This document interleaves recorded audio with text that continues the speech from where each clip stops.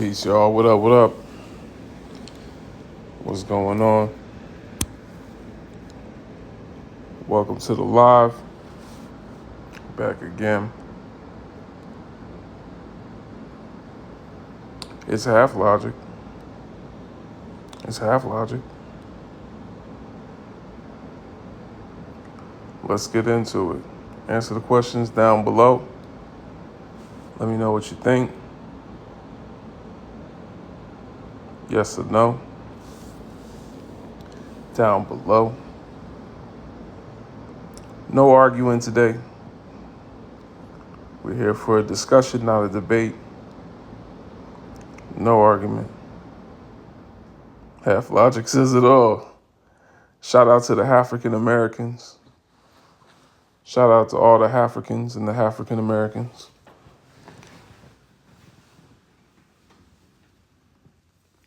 You know what I'm saying? The African Americans.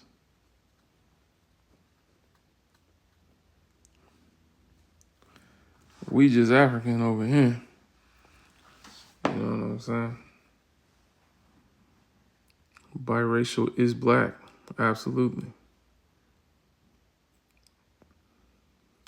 Ain't no such thing as a mixed race or a mixed African. If you feel differently, feel free to come on up.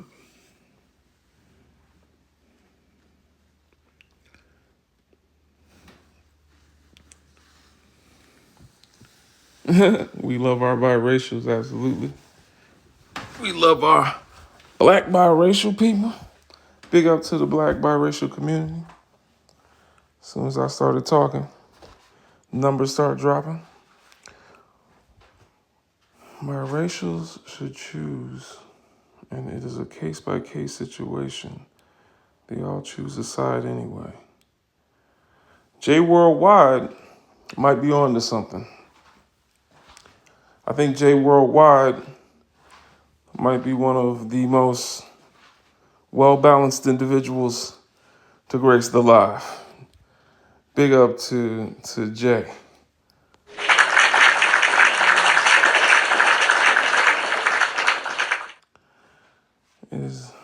All right, so let's see. We got some answers from Mellow Jello.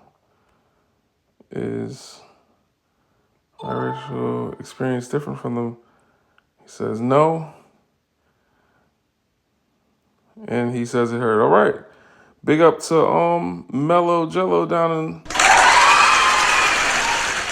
Okay. There's some people in here that got some knowledge. That's what's up, TikTok.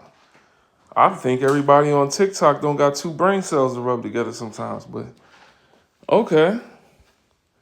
Absolutely. We have some balanced people in here today. That's what's up. Some mature people are in here. We are here to have a discussion, not a debate. It's not a debate, TikTok. We can hear you out, hear what you want to talk about. I'm here to learn. You should be too. Brothers and sisters, I'm hoping this can be a educational conversation. Also, check out b1initiative.org. The link is in my bio. If you want to know more about my stance and what my mission is, because I'm a TikToker, quote unquote TikToker with a mission. I use TikTok to get that mission accomplished. That is Logic and J. Cole. That is Logic and J. Cole. He says he's biracial. He says he's black. Both of them, got a white tea mother. What's the difference? Can anyone tell me what the difference is?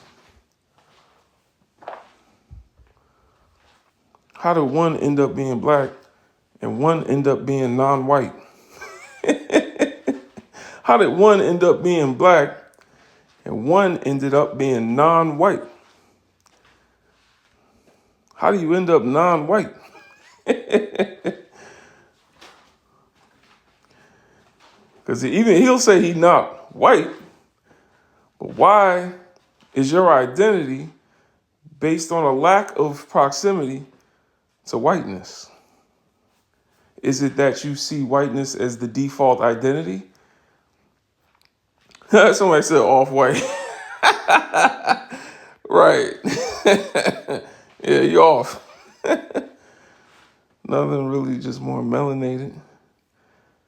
Yeah, you could argue that. I've met J. Cole in person.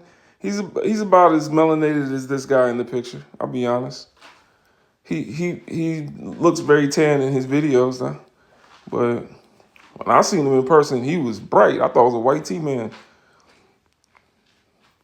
How they grew up, environment, and they can choose how they want to. How they grew up, environment, and they can choose how they want to identify. Okay, we got some people that understand something in here. That's pretty much.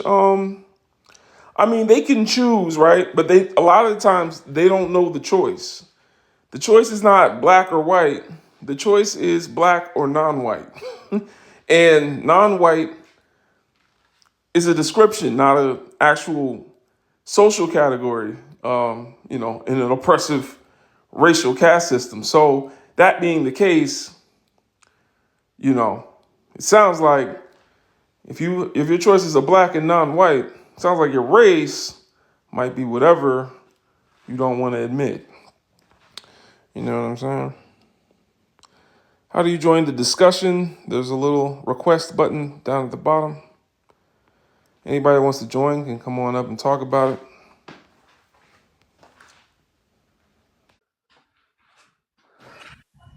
Hi, Dieter? It's Dieter. Dieter, what's going on? Hey, Yo, I just have one question in the topic. You're before you saying go, about, wait, hold on. Before you go, you got to introduce yourself. Give us your age, race, and pronouns. okay, my name is Dieter. I'm 56 years old. I'm a white guy, but I have three younger biracial sisters, half black, half white. Not ask for that, but what is your pronouns? He, him? No, I'm a him. I'm All a right, guy. talk to us. Okay, so this is my question. So if you're biracial and you have, let's say, a black mom or a black dad or a white mom or a black mom, and you choose to decide what race you are, doesn't that affect the parent of the other race, of the other racial parent? Like, say, if you're black and you're half white and you choose to be black, doesn't that kind of offend the mom? Because you should be able to be who you are. You should just be biracial. You're not black and you're not white. You're a biracial. So you should always keep that as a biracial and not say, "Oh, I'm black because you're hanging out in the black community," or if I'm white because I'm hanging out in the white community. You should always just be biracial. You should never put a pronoun on it like, "Oh, I'm a black guy." Then that affects the parent, one of the parents. So to me, because of my sisters, they say they're biracial. They don't say they're black or they're white, even though they look more dark than they do white. They still say that I am biracial. And how do you think everyone outside your family feels about that? They all feel the same way that they're biracial, even my sisters, because No, even no. though What I'm saying is no, I'm not talking about your I'm sisters. all I'm saying I'm outside the family, okay. society. I'm How do you 100% think the white. bank feels about that? How do you I have feel a the white police? mom. Wait, hold on. I Right. heard you, man. All right. How do you think the bank feels about that when she's trying to get a home? How do you think her boss feels about that when she wants to wear her natural hair? How do you think, shoot, we already know if she won the presidency, they'd say she's the first black female president. So, um, you know, outside of your little personal bubble, do you feel like the world sees that person, and if she were to steal someone's TV, the police radio would go out and say, "Hey, we've got a biracial person on foot. She's half black and half white." Like, or do you think they would say a black person came through here earlier and stole a television set?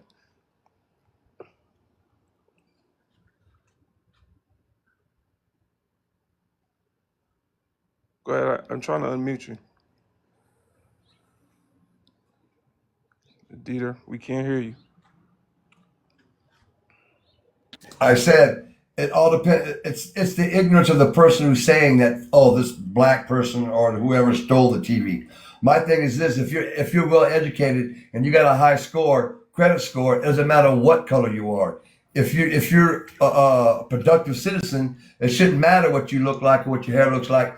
If you got a great credit score and you're an educated person, they don't see color. So you're saying racial oppression is over? I think so. Hey guys, it's all over now. No, no, no, no, no, no. Man, I'm wow. not saying That's I'm good to not see. saying But I'm hold not on, saying man. We gotta everybody celebrate think. for a moment. Everybody take this moment to cheer. Racial oppression is over. Black oppression is over. Woo-wee. Thank goodness for this white man on my live. He just told us, he set us all free, y'all. Do y'all feel the freedom? I feel the freedom now. I feel like, yeah, okay. Yeah, I like this. All right, y'all, we free. We free. What's today's date? It's the 31st. What is it? It's May 1st. I don't know a Juneteenth version of that, but May 1st. that's the new holiday. Let freedom ring. Absolutely. he he unchained us. How would you feel if you had an all white history month? What? How would you feel if you had an all white history month? Did somebody take white people's history? We never Did had a someone did history month. someone did someone miseducate them about history? Okay, Like you got what? BET. What if we had a Why all? would What we if, need what if we that? had WET? You guys would say it's a racist. It's a racist channel. We do got a WET. We just call it FOX. No, you got BET, Black Entertainment. What if we had white entertainment? You guys would Yeah, call it a racist. y'all have FOX news. Y'all got a whole channel. Shoot, I think y'all got most of the channels. NBC, MSNBC, CNN. Why y'all need? What you mean? I'm confused. What are we trying to solve here? We're trying to Y'all, solve is what we're trying to solve is people like you that keep racism going. We all need to unify and be together as one. There shouldn't be no black or white, orange, green, yellow, or blue. There should be one of all. We all bleed the same color, red. Period. why are my people the only one bleeding then? Your people ain't the only. If you look at the stats, more white people get killed by cops than blacks do. Read If your you look at the stats. stats, Read your if you look at the stats. stats, More blacks are if you killing look, blacks than anybody else. You guys hold 50% of the crime. I know he ain't just called me a boy. I might have been tripping. Am I tripping? I know he ain't just called me a boy. Y'all took too long with these Panther paws. It says 5 Panther paws to kick guests, and y'all gonna let somebody come up here and call me a boy? He sure did, didn't he? Well, we not doing that. Thank you, Dr. Steele. We ain't doing that. That was kind of wild. I'm gonna go to the next guest, DJ Red. Give us your age, race, and pronouns, please. What's up? Age 32. Race, that's gonna be a question, but I'm biracial. And pronouns, you can call me he. All right, talk to us. So you asked, is the biracial experience and monoracial experience different? And I think that's such an interesting question because I think for a long time when we're children, the experience might be the same. We might be going through the same things as, let's say, the black people in our neighborhood. If you lived in a black neighborhood, of course, like I did. But then I think at some point when we become adults, the experience kind of starts to differentiate a little bit. So to give you an example, I definitely look way more like the dude on the left, like Logic, than I look like J. Cole. So, when I went to college at age 18, I can't say I was having the experience that a lot of my black peers were having. You know what I mean?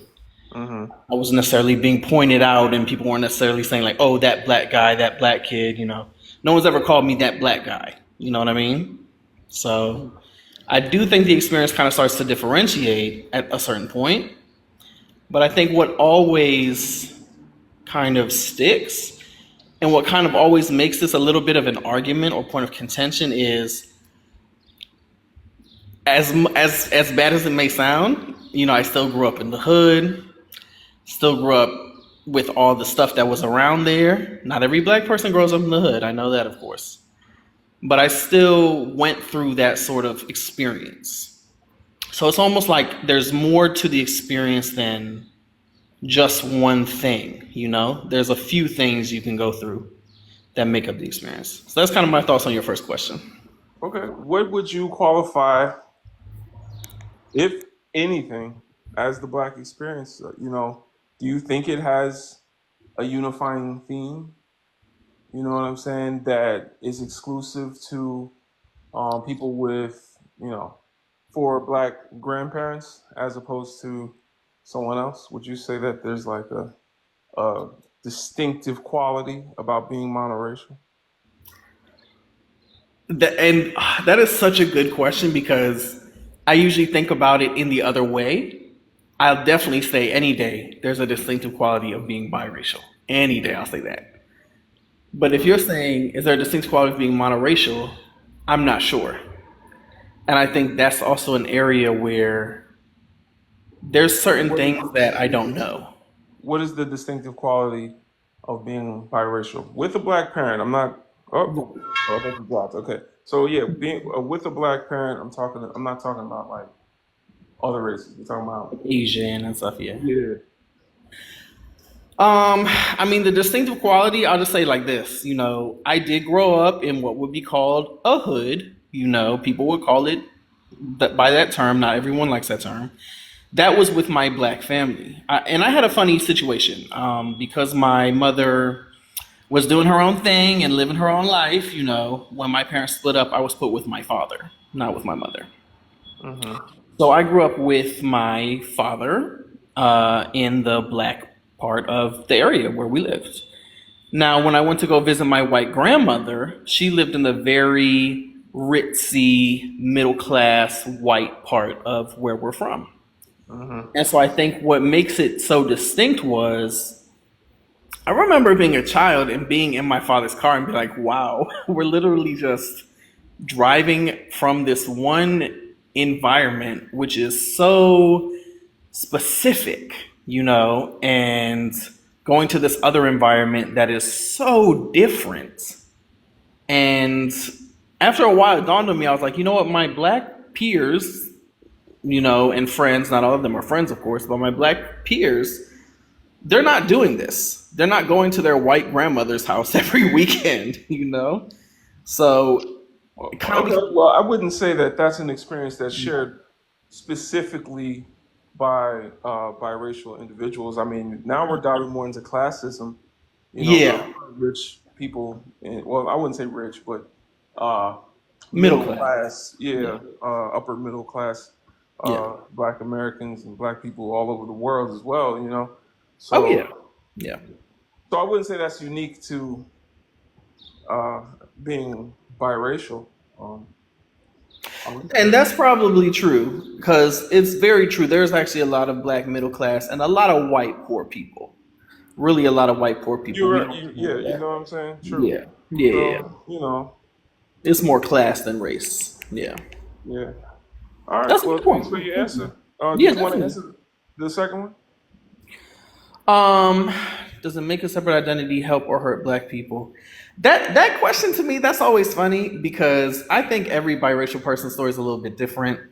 I think there's biracial people who identify as Black fully, and they would say one thing, and let's be real, there's biracial people in the real world, not celebrities, who you would never know are mixed because Hmm. there are biracial people who look like you. In fact, I was going to ask you, are you biracial? I was going to ask you. No. Okay, but you wouldn't know.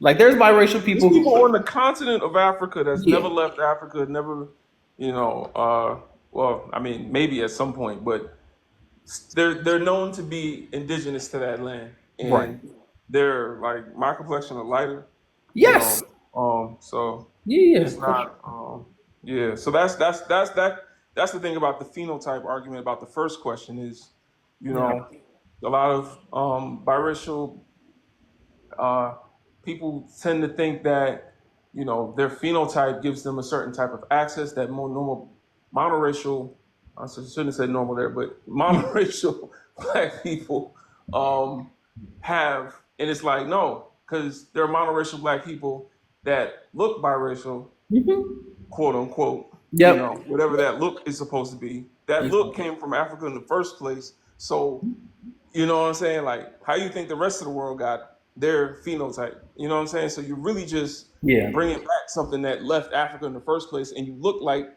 the people that came from. So, it's a thing. Okay. It varies. It definitely varies. Do you? I have a question for you. Do you? In this huge debate, because it really has gotten bigger. I'm 30, as I mentioned, so I was born in the 1990s. I was born in 1991, and growing up, the black community was insistent. You are black. They were insistent. And I noticed around maybe 2015, it shifted, and the black community was like, "You are not black." It was very insistent. So I'm like, where do you stand, or where do you think, or how would you even describe what does that trend mean? Like, what is it? You know, I like that question. thank you. I'm Yeah, trying to keep it smart. nah, that's a good question. So, what does the trend mean? Yeah, Now, when I think about who's black and who's not does not matter because I didn't create that system. My people don't benefit from that system. That's you see what I'm saying? Like yeah. we need to go on a white T man's live and ask them why. You know what I'm saying? But why is or ask them what the definition is, but what the reason is as to why we're seeing that comes from a fear and what Dr. Francis Cress Welsing calls WGS. The last two stand for genetic, it rhymes with genetic survival. And basically, it's a psychoanalysis by a psychologist, Dr. Francis Cress Welsing, of racism and where it comes from. It comes from basically, simply put, a fear of a world that has no more white tea people.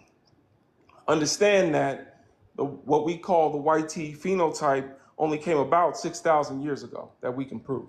So for most human history, at least 2/3, no one even left the continent of human history. So that being the case, it's kind of like humanity's natural state that they're afraid is going to reoccur.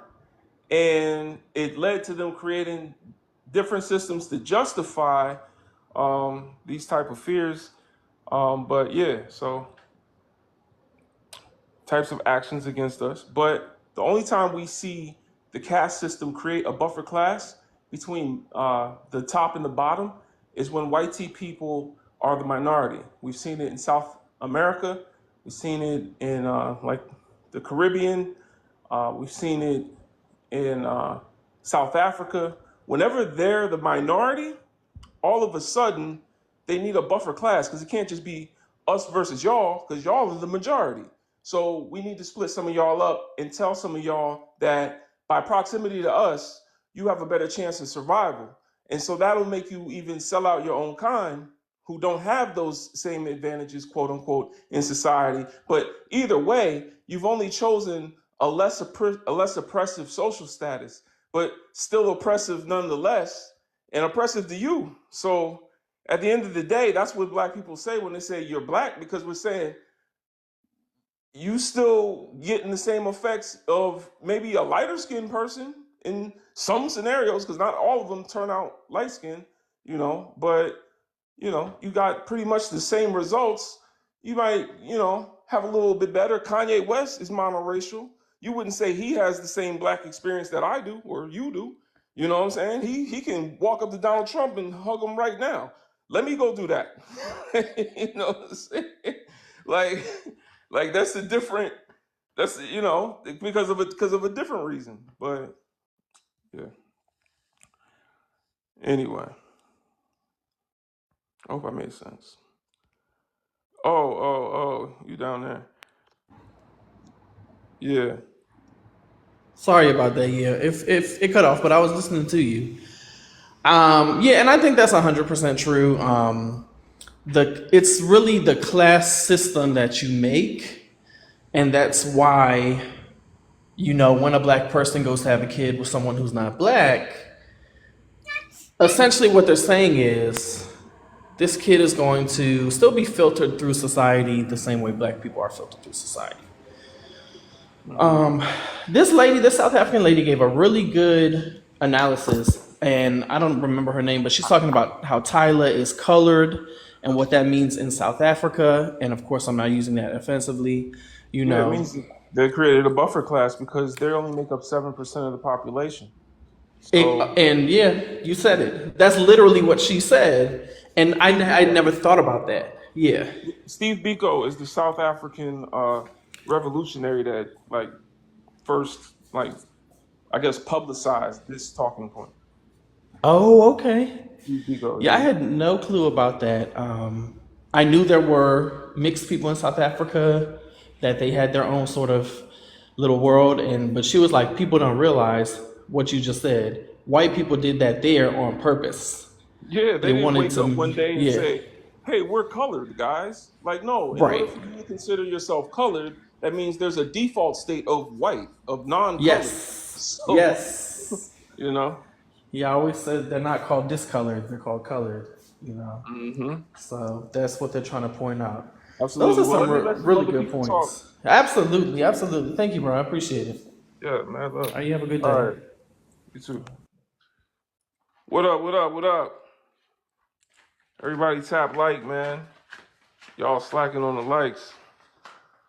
Tap like, tap like. Let's keep it rolling like Kelly rolling. I'm gonna go to the next guest. Books Echo, give us your age, race, and pronouns.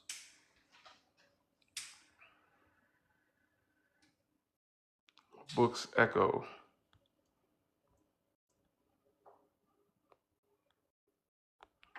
Y'all making me use my brain today.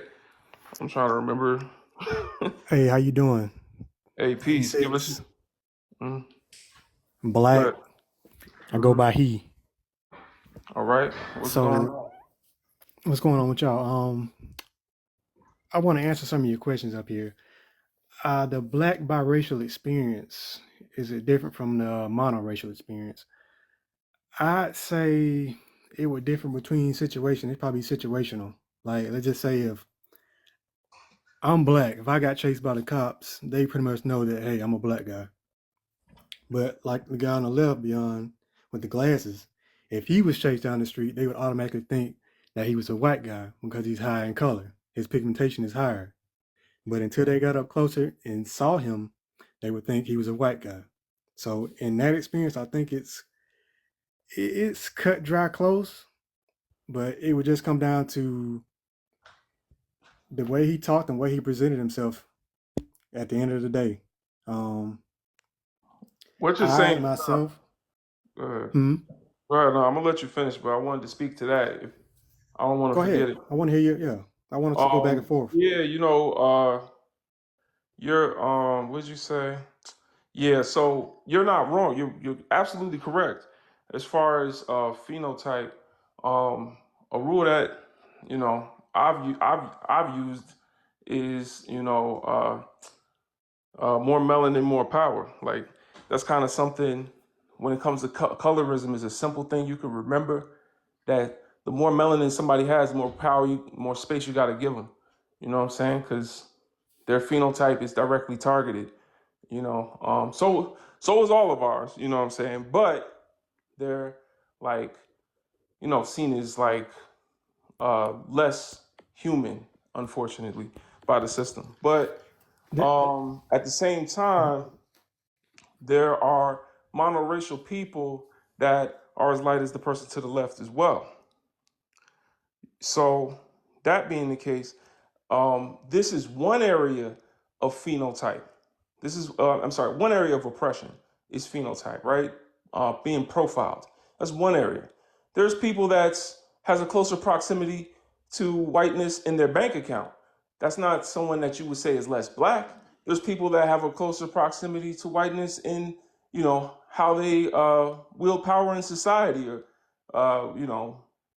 what what I don't know what they believe, maybe even religious views, but you would never say that they're because they're not as oppressed by the system in these areas, 10 areas of people activity. But anyway, because they're not as oppressed in those specific areas, you wouldn't say they're less black. So this is one area being oppressed, being profiled. That there's biracial people that are darker than J. Cole. Do you You know what think I'm saying? that biracial people should be treated less than because they are biracial, or should they be treated on the same level? Because I think they should be treated at least on the same level, even though you may have a white mother and then a black father, you still have that black DNA in your body. So I still think you consider part black, if you ask me. But I like to hear your opinion on that. Well, that's what I'm saying. There's really no such thing as part black because blackness is just defined by diversity in phenotype, diversity in background, diversity in everything. Like ever going back to pre-colonization, Africa is the most ethnically diverse country ever. Like we got all the cultures, like and everything that is not in Africa came from Africa at some point because that's where culture is. That's where we're the most diverse. So again, it's not enough to just say um, someone's not black because of their phenotype. I think that's us creating a buffer class for our oppressor to create a new class above ourselves instead of uniting with brothers and sisters, no matter what their parents' origin It is. exactly. That's how I would look at anything. Treat you all as one instead of, like you saying, creating a subgenre to declassify people into a lesser class. You know what I'm saying? Yeah, I think there's way more power in us coming together. But however, we uh, black presenting black people, quote unquote black presenting, because we understand what I just said, diversity, but quote unquote black presenting black people, need to, be keep our head on a swivel when they come around. You know what I'm saying? But we need to I keep our feel head you on a on that. swivel around Kanye and Candace Owens too.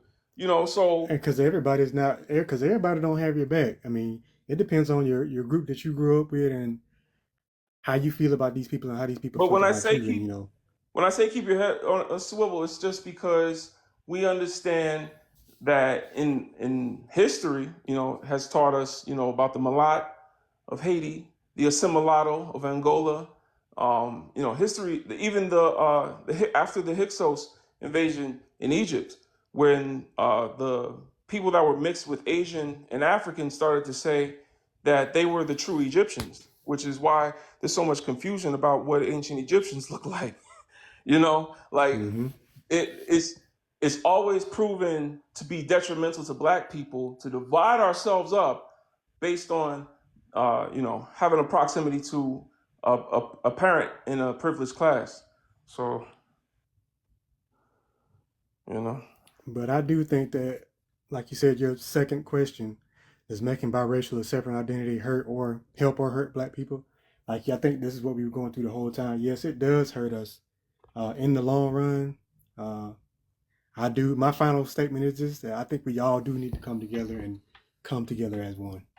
absolutely. All right, appreciate you, brother. No problem. Right, but all skin folks ain't kin folks, Miss Lady J, LJ. That's facts. You know what I'm saying? Because She's even the right. ones that look like us, we got to keep our head on a swivel. But It's the ones you know that always will get you. yeah. All right, we're gonna go to the next guest. Fernanda, give us your age, race, and pronouns, please. Hello, I hope you're all fine. My name is Yusera Fernanda. I'm 24. I'm black and I'm a she. All right, talk to us. Basically, I just wanted to say that for me, like this is very personal. I'm open to feedback. I have problems with the term biracial because for me, biracial term like that for me doesn't exist. Like at the end of the day, yes, you're my case, my mother is white and my father is a black man. but at the end of the day, I am black. And when the people see me, they do not see a biracial female, they see a black woman. You know what I'm trying to say? You can say, for example, that there is multi-ethnic people, or multicultural people, but I struggle with the term biracial in my own experience, because people do not say, oh no, she's fine, she has a white mother. People just look at me as a black woman. However, I'll accept the fact that when my mom entered to the picture, things change. Do you know what I'm trying to say? Like, if I am in the mall with my white mother, automatically people see me and treat me differently, in comparison if I am by myself or with my father and siblings.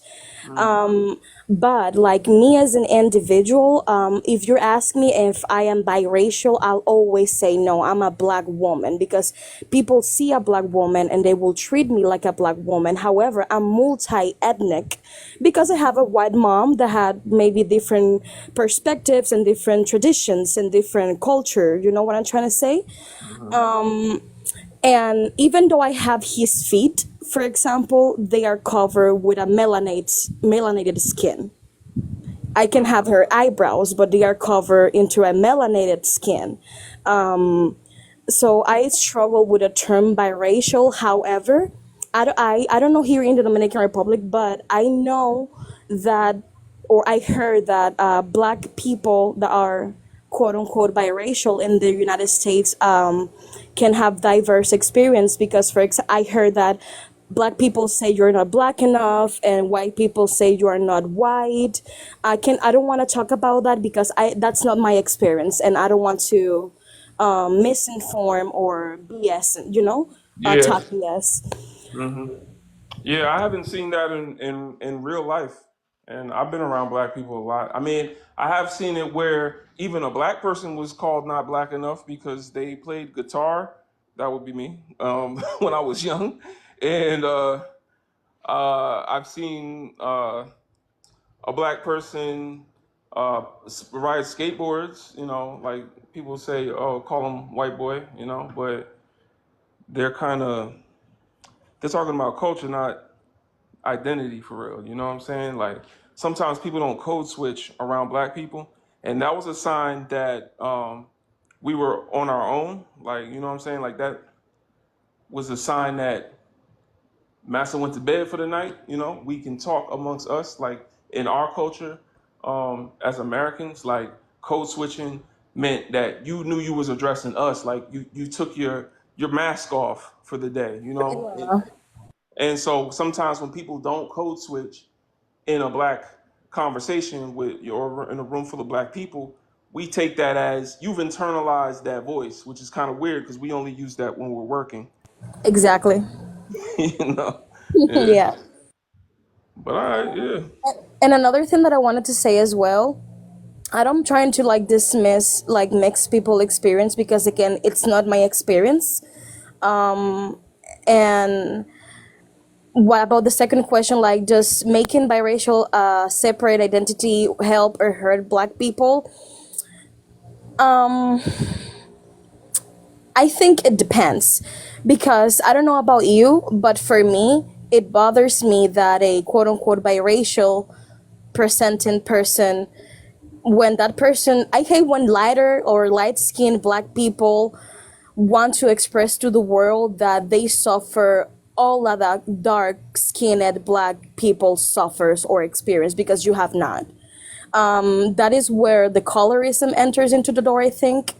But if we will help or hurt black people, I think that it depends about your phenotype, because I know people that are white people that are like black parents are literally they're white, and I do not feel comfortable when those people say that they know my experience or your experience or dark people experience, because even though your DNA says some things phenotypically, and because that phenotype, society is going to treat you different and see you different and give you different privileges and opportunities. So I don't know about the second topic, and I think that one I would like to hear like other voices here. All right. Let me go to the next guest. Appreciate you. Don't forget to tap like, y'all. Keep tapping like. Let's get to 20K. Danielle, could you give us your age, race, and pronouns, please? Yes, my age is 28. My race is black, and I am she, her. All right, talk to us. So I definitely can relate to Fernanda. Is that how you say it? You said? Okay. And I'm sorry if I missed. I'm from Texas, so I Don't don't. worry. So I definitely relate to that. So in this topic, you're saying, is the biracial black experience different from the monoracial black experience biracial? No. Because just because my genetic makeup says that I have this percentage of another race does not mean you're going to change the phenotypically how I present myself and how I look.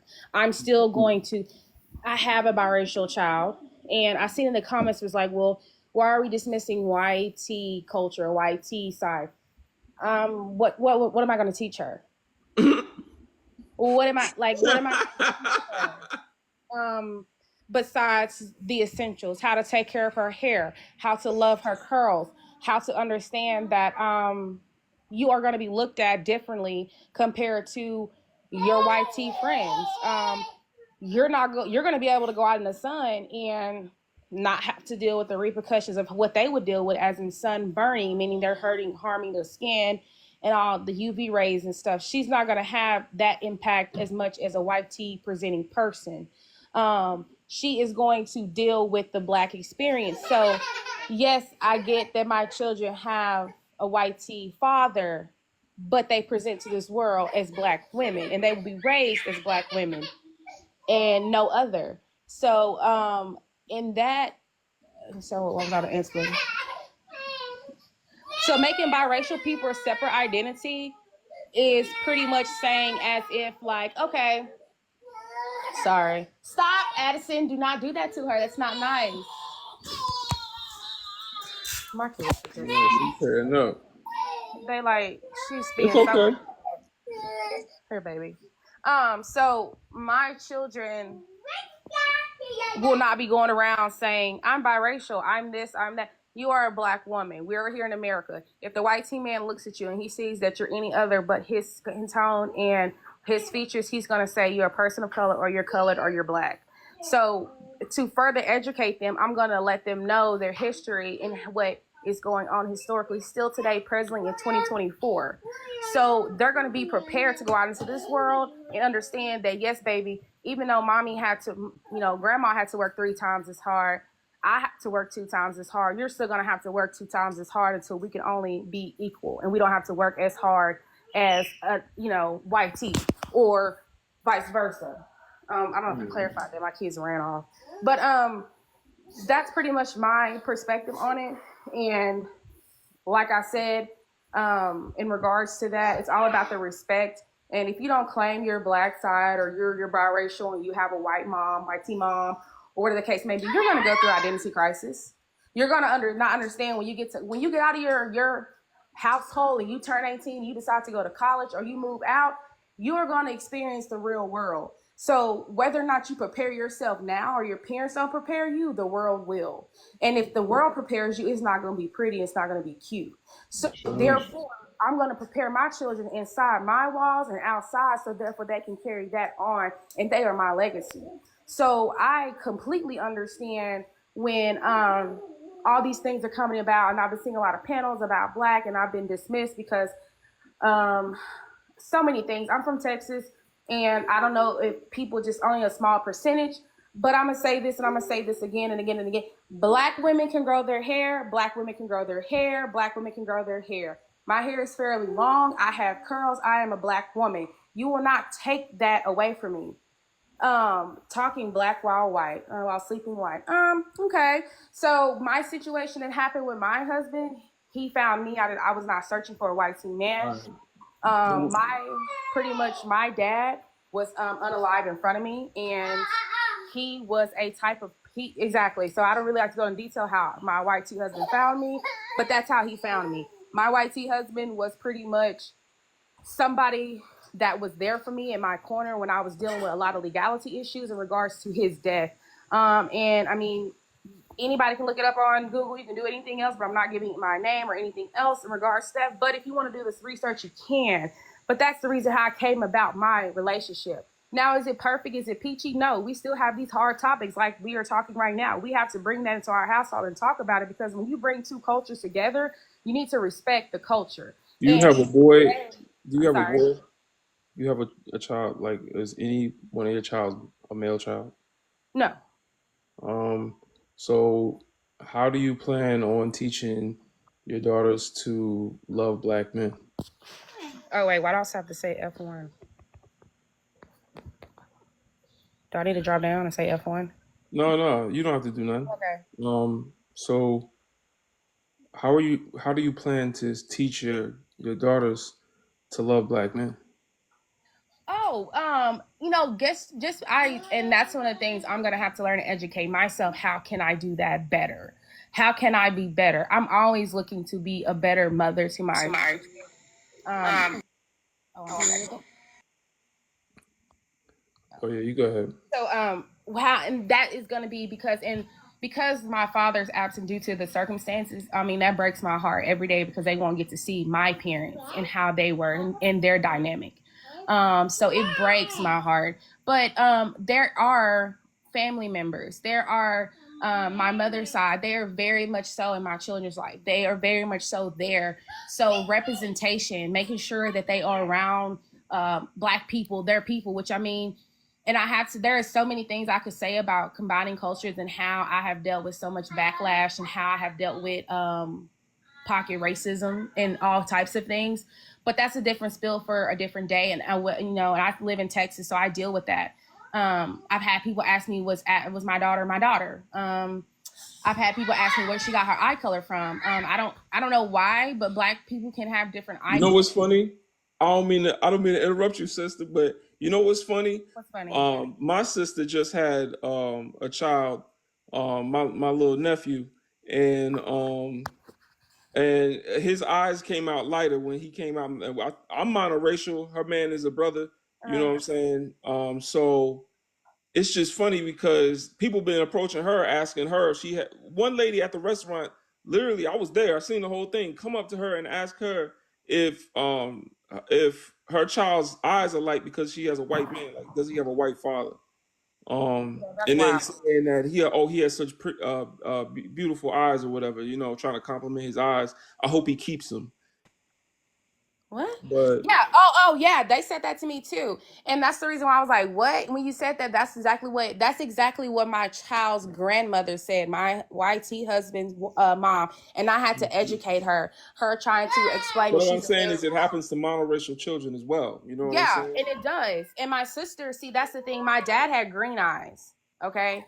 So even if I got with if I got with a black male or whatever, that I didn't get that. That's had that gene, but I don't present that gene phenotypically. So either way it goes, that my children, if y'all know genetics, y'all know the Punnett square, that if I had a child, that was going to be presented in one of my children. So they were going to carry on that gene from the fact that my father. So I don't know like why, but like I was always around my dad, so like I just seen him for who he was, right? So he had green eyes and dark black hair. He was my skin tone. So those are the things I seen from him. So when people say, "Oh, well, black people can't have this or they don't have these features," like I'm like, "What? Yeah, like my dad did." So when that's just brought about, I just like, why? Like my kid now, my oldest, she has blue eyes, and my youngest has hazel. So I mean, it's just like that's just what they present as. I cannot. I'm not gonna take away their whiteness because there isn't nothing really to take away or to feed into. But like I'm going to make sure they're well educated and they understand that this world that we're living in. All right. I'm sorry, Brother Legend, I had to. Cause she Nah, in we here go. playing in your face. She was in my live, and her white husband came up there, and we asked her, about I said talking black, sleeping white in the comments on my main page, but I'm banana. So I had to come up on Rachel Dolezal like, sis, stop playing in our face. You let that white T man embarrass you on live of a room full of 300 people. We asked this man what he thought about you and if he was using you as a fetish, and he couldn't say one good thing about you. Embarrassed you. Girl, stop playing in folks' face. Shut that up. That's a shame. Well, damn. I mean, I knew it was bad, but I didn't want to even get into, like, you know what I'm saying? I already knew it was going to be messy because, like, when it comes to the children, you want the child to, if they have a white tea father, then they look to that man as a protector and a provider, but they need to understand that that speaks to only their father and not white men in general. They will do the opposite of provide and protect. They will harm Brother and Legend, steal. we asked that man what he thought about her, the white man, because you know how in depth I go in on MySpace. I asked her, do you think that man is fetishizing you? And she was like, I don't think so. And she went on this whole spiel about her unalive dad and brother and things like that. I come from the same city she come from. I come from Dallas, Texas. That right there, they make nothing to me. That white T man, they have nothing good to say about her. And they actually got into it a little bit because she was trying to force him to say something good about her. And it gave fetish. And I was trying to explain that to her, but she was telling us about she's experiencing racism within her own family because his parents don't approve. And she was crying about them giving the babies white tea dolls and things like that. And she just like That's just wild. performative all around the board. And I'm Danielle, I don't like that for you, love. Stop playing. You know that white man is using you as a fetish, and you said he found you, and he fetishizing you. He probably look at ebony corn. You never know. I don't trust white tea men because that's what they be on. That's what they You be couldn't on. That even man bring no embarrassed white you. dogs. You couldn't even bring no white dogs in my house. Exactly. She know that white mama her white mother-in-law do not approve and treat them kids some type of way. Because the topic was you cannot be pro-black and date outside your race. That's the exact live she was in, and she was in there trying to go to bat and trying to prove to us how pro-black she is, and there's no way you could be pro-black with a white tea man like that, and y'all in counseling. So stop playing in Brother Legend's face. I didn't mean to shake your live up, but I had to. Well, I appreciate you, I almost sister. emptied out all my gifts. And them kids, one baby present as white tea and the other baby present as African American. And I asked her, have you do you not know you're gonna have to someday talk to your kids about how they're gonna present differently in society? She said they young. She ain't got to that stage yet, but it's gonna be a struggle for her. Yeah, absolutely. Well, thank you for that wisdom. And could I also um get an invite next time you go live? Absolutely. All right. And Brother Legend, please forgive me because I do be missing those meetings. Today I got time today. Summers are very busy for me. I got 2 boys in football and I am a business owner. So I be seeing the alerts, but I don't get to join. It's fine. But I do I do have to remember to send you those lives because these folks be in here wilding. Very Yes, much sir. wilding. It's even other pro black people that make it bad for people that believe in black first. Just acting like a bunch of Coonesians. That's what I call them, Brother Legend. Coonesians going against their own people, just to assimilate to white teenness is wild. It's really wild out here in these streets. Hey D, love you down, sis. But Peace, I come peace. over here. I definitely will do that and send people your way. I always speak highly about you, Kron and Timothy. Love y'all. Love y'all. They can never make me hate y'all. All right, same to you, sister. Mad love. And yeah, so just send me the invite. Big up to B1 Initiative. Y'all don't gotta worry about if you can't make it to the meeting, it's all right. But it is fun. It's growing. And we're doing a lot, B1 Initiative. But it's not church, you know what I'm saying? So y'all don't gotta feel bad. So many people coming to me be like, I can't make it, I'm sorry. I'll be like, no, it's all right. But I just know I'm gonna be missing some nuggets. That's why I be yeah, wanting you to know what miss I'm saying? Yeah. We had some combos these past few meetings, so it's getting real. You know what I'm saying? We're more unfiltered in there, but it's also a safer space because we know it ain't no yeehaws watching. Peace, Kit Kat. And we know we can say certain things that we can't say on here. But appreciate you. I'm gonna go to the next guest. Rebel Queen, give us your age, race, and pronouns, please.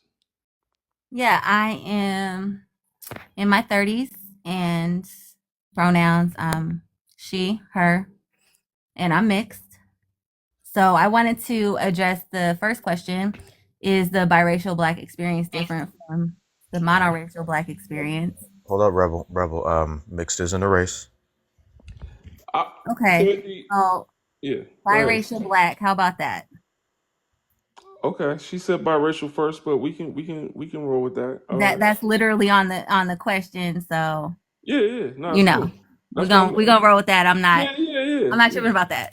Nah, look, I was gonna let you roll with mixed because in this conversation, I know some people might not know. But go ahead, talk to us. One of the things I've noticed is that the biracial black experience is very different depending on how you are socialized and who your mother is. Okay, because let me tell you, my mom is black and I grew up with my black family, but I also grew up with my white side of the family. But I was definitely around my black side of the family a lot more. And I grew up in a really diverse area. So it was just like a melting pot of different people.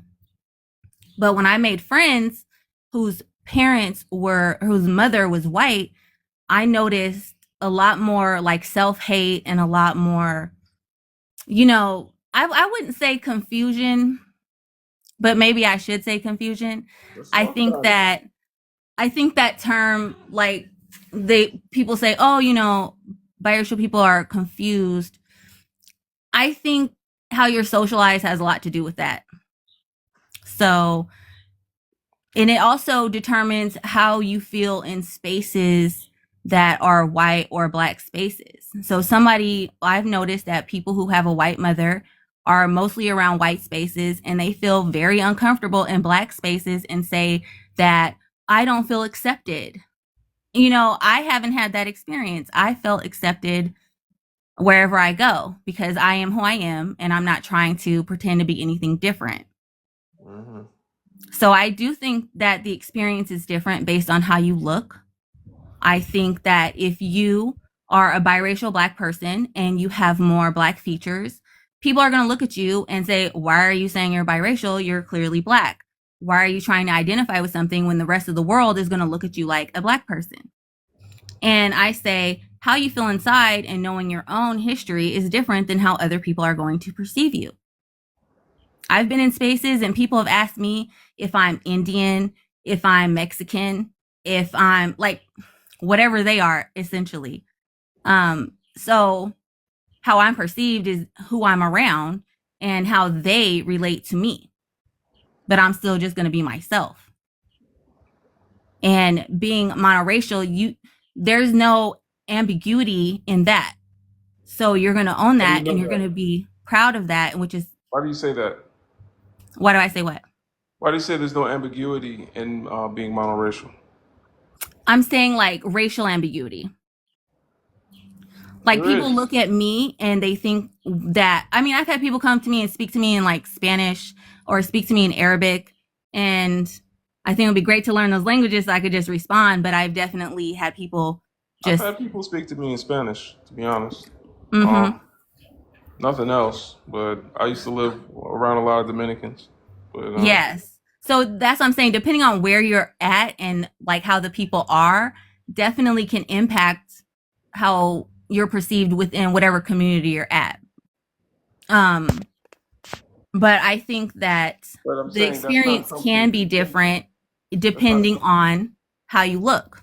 That's not If you something look unique to white, biracialness, though. You attributed it to being biracial, but well, in terms of like if people can't tell what you are or if you look more white, or they can't really tell right away. There But are there's instances of monoracial that. people that you cannot tell right away. Hmm. But I'm saying in general, like for the experience within the community, because Within it's the it's community. layered. Like, have you ever seen Louis Farrakhan? If he didn't have that little bow tie he wears, I wouldn't know what he was. He could be, Cuban. He could be like, I don't know what, I. How would you know? Exactly. So that's But why he's you're saying, monoracial. okay, stand up and say what you are. But knowing who you are and what you are is different from how people are going to treat you based on how they perceive you, is basically the point I'm trying to make. And But see, I that's the think the thing. experiences can be very different or be very similar depending on where you are in the Basing world who you or are, basing who you are within the black community, right? Basing who you are on, oppression or experience is something biracial people do quite often. But it's, to me, useless. It's pointless because there is no black experience. But the one thing that there's no, what do they call that thing? Like, there's no one black experience, but like there is a privilege to whiteness. So we can all understand that whoever doesn't have that privilege is not white, and we can understand that that's part of a diverse experience that many black people, including monoracial black people, have. Like, if that's true. what I'm saying is like, where does it change?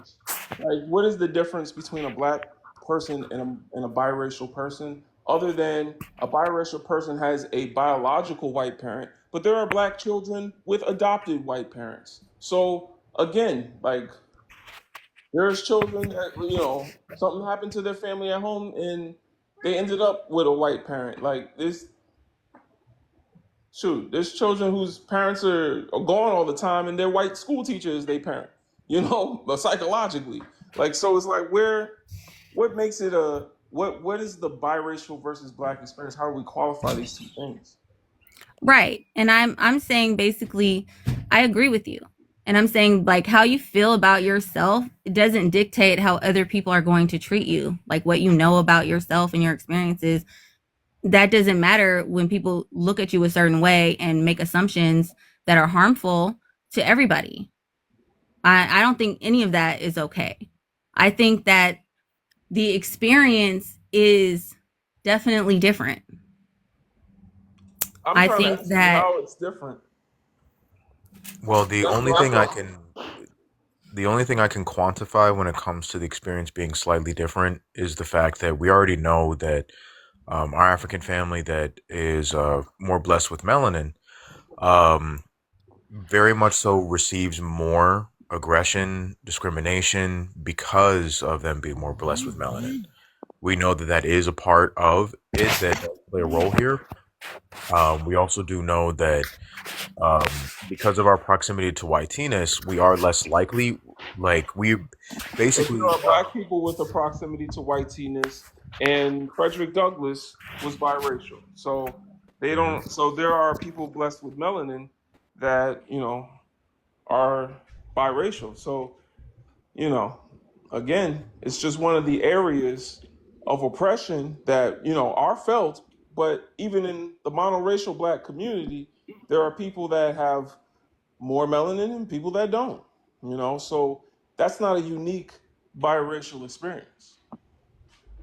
yeah, no, I'm just saying that, like the only example that I can even think of is the fact that we know that, um, yeah, with lighter skin complexions, they're less likely to do those specific things, but they still very much so do those things based off of you being a black person. Because like I even growing up, the first thing that I would do, or the first thing that my friends would expect me to do, would be to have conversations with the police for them. And I had no problem with doing that because I realized that they would have conversations with me, but my friends there are more my friends with darker skin complexions would be more treated with immediate aggression just right off the bat. And when I peeped that and I realized that, the first thing I'm thinking of is like, okay, well, then y'all hold back. Let me have this conversation with this thing that is very clearly trying to start something today. And of course, I put on the whole performance, like, "Hi, yeah, no, we're okay. Everything is perfectly fine here. We're heading home right now, haha." And damn near sounded like Mickey Mouse on some shit, like just to, yeah, but Got like your customer service voice on. pretty much, yep, just like, "Hi, Yeah. would you like to buy a?" I mean, Oh I can yeah, only say the differences that I've just seen, like even with my mom, and her experiences and how she said she felt because she's darker, that, just at the time that was happening, These things that they were y'all are telling bringing her up. that she's not beautiful because of her skin Listen, complexion. because the things y'all are bringing up is not unique to the biracial experience. No, it's not. But when you have to go into these spaces and constantly be questioned about stuff that other people just take as a given, I mean, that is a difference. And No, I because know I one keep of the asking main y'all reasons, that like the second point even of being making it questioned is part of being black. Even being questioned. Let me go put on a cowboy hat and say, "Hey, y'all, I'm voting for Trump. Make America great again." Black people gonna fill up the comments. Oh, he think he white. He white. He white. And I'm monoracial. It and that's happens to harmful. all of us. What? Mm-hmm. I And said, so and and that is so harmful. I'm agreeing but with that's you. the thing, because it is absolutely. But well, all right. Wait, hold on. My bad. I didn't know what you were talking about. Okay, so that being harmful, we have to look at from the perspective of darker skinned individuals. So the way colorism works is, there's the lighter skinned individuals that are deemed more palatable to our oppressor, and then the darker skinned individuals that, even within our own community, are marginalized. So, when it comes to that, like being harmful, I look at it and say it's the result of 400 years of being sold out, or even overseen by biracial brothers and sisters, but those that decided to lean on their other half. So there's a justified fear in that, but at the same time, I'm sure it's harmful to the individual if they don't understand that context. Like Mm-hmm. like if I'm from the suburbs and I go down to uh I don't know, some crusty spot in Newark, New Jersey, and this is where all the villains be at, and I'm in here like flexing a bunch of cash and talking with my suburban accent. Then if I don't understand how harmful, like how I could be harmful with all this privilege I'm just throwing around and acting reckless, then that would be ignorant. That would be something harmful to the community. So and that's an example with classism as the privilege. But anyone that has privilege in a situation with those that they have privilege over needs to be careful, Mm-hmm. not to tell the people that could get trampled not to be afraid, because when you show up as with a white tea mother and a lighter phenotype in a monoracial or darker skinned black people's group, then yeah, it's like you walked in with a pow pow, like a doot doot. You know what I'm saying? Like you have a certain power over them in that social situation. Right. And I think, another difference is like if people who are biracial have another side of their family, and if they interact with that, they have to deal with that too. Deal with family members who may be racist and who don't like you simply because of, you know, We who all your have to parents deal with are, racist white people, and but having to deal with like even some family members. Like I found out stuff about my family that, when you're a kid, you don't really see that, and you're just pushed in front of it and you have to deal with it because that's your family. That's something that We all people, deal if with you don't have racial. that experience, like you don't have that experience of your own family looking I at understand the you. family dynamic changes a little bit, Mm-hmm. but even then, like I said, a lot of black children in the adoption system end up in white households. It was set up to be that way. They actually have places where they can auction to get a black child. And Think I think about that's that. sick. I don't agree with that. Every time I see that, it upsets me because that's not fair to those children to have to grow up in that type of environment. I remember seeing a documentary of some sort, and it was about this couple that adopted black children, and those children had no connection to their community. And what are they, how are they supposed to grow with that type of mindset? What I'm That's saying is, when you bring this up as part of the biracial experience, it is nothing but part of the black experience. It's like there's two cakes next to each other, and mm-hmm. I'm saying this this cake is the same as that cake, and y'all are saying this cake is different from that cake, and I'm trying to say, well, is the icing chocolate on that cake? Yeah. It's the all the ingredients are still the same for the other cake. So what is the distinction? Where is the line drawn? In order for words to have meaning, they have to be distinctive. It's got to say, it has to speak to something. If you're being biracial, change anything as far as your experience. I mean, it's more guaranteed, I guess, in certain situations to change certain things than a Yeah. monoracial person, because we don't know if they're going to grow up rich. We don't know if they're going to get adopted when they're born. Like, we don't know what's going to happen to them, But you made a good point it's because like the the, same the thing. the range of colors within the community, like you said, I think that's a good point, and I'm really glad you brought that up because that's not something I was thinking about. So now I have more clarity for myself. But so what about making it a separate identity being helpful or hurtful? Because I remember some years ago, there was a huge discussion about biracial people being put into roles meant for Black people and how that was a problem because of representation. So I definitely understand that. I think the So representation, who should we be mad at about that? um, so I don't know. Some people were mad at the actors taking the roles, No, no, just we like shouldn't be mad at the how. No, actors. No, we got to be No, mad at the people I'm that just are saying filling the what I have role. heard. no, yeah, Just yeah, like I how know. people were angry at white people taking roles meant for like Asian people and stuff. So for representation, like where do we draw that line? That's a very good question. Where does that Well, line get drawn? well, Rebel, I would say this. I would say this. What we need to do is we need to absolutely take an approach that more so uplifts what is again. So if we're gonna unapologetically be black people, like and celebrate our Africanity, and we're going to unapologetically be pro-black, then we need to operate within what is in the best interest of the black African family, the global black African family. Period.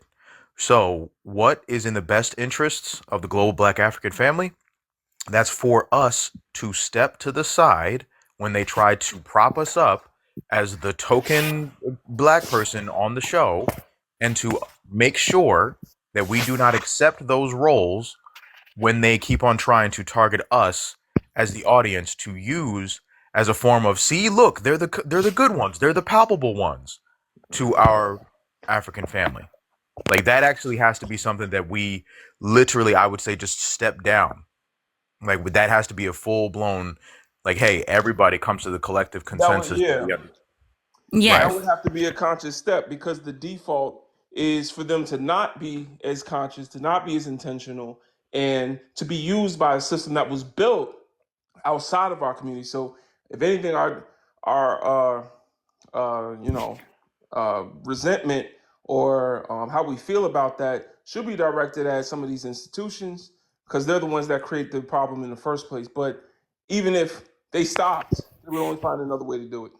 Yeah, can I say something to this, and then I gotta drop because I have a meeting. But this has been a great convo for sure. Mhm. So like Give so us your age, my race, color, oh don't yeah, forget. my age, yeah, 39. I'm a black woman and she her. All right, talk All to right, us. cool. We're good. All right. So I very unconscious, right? Extremely unconscious.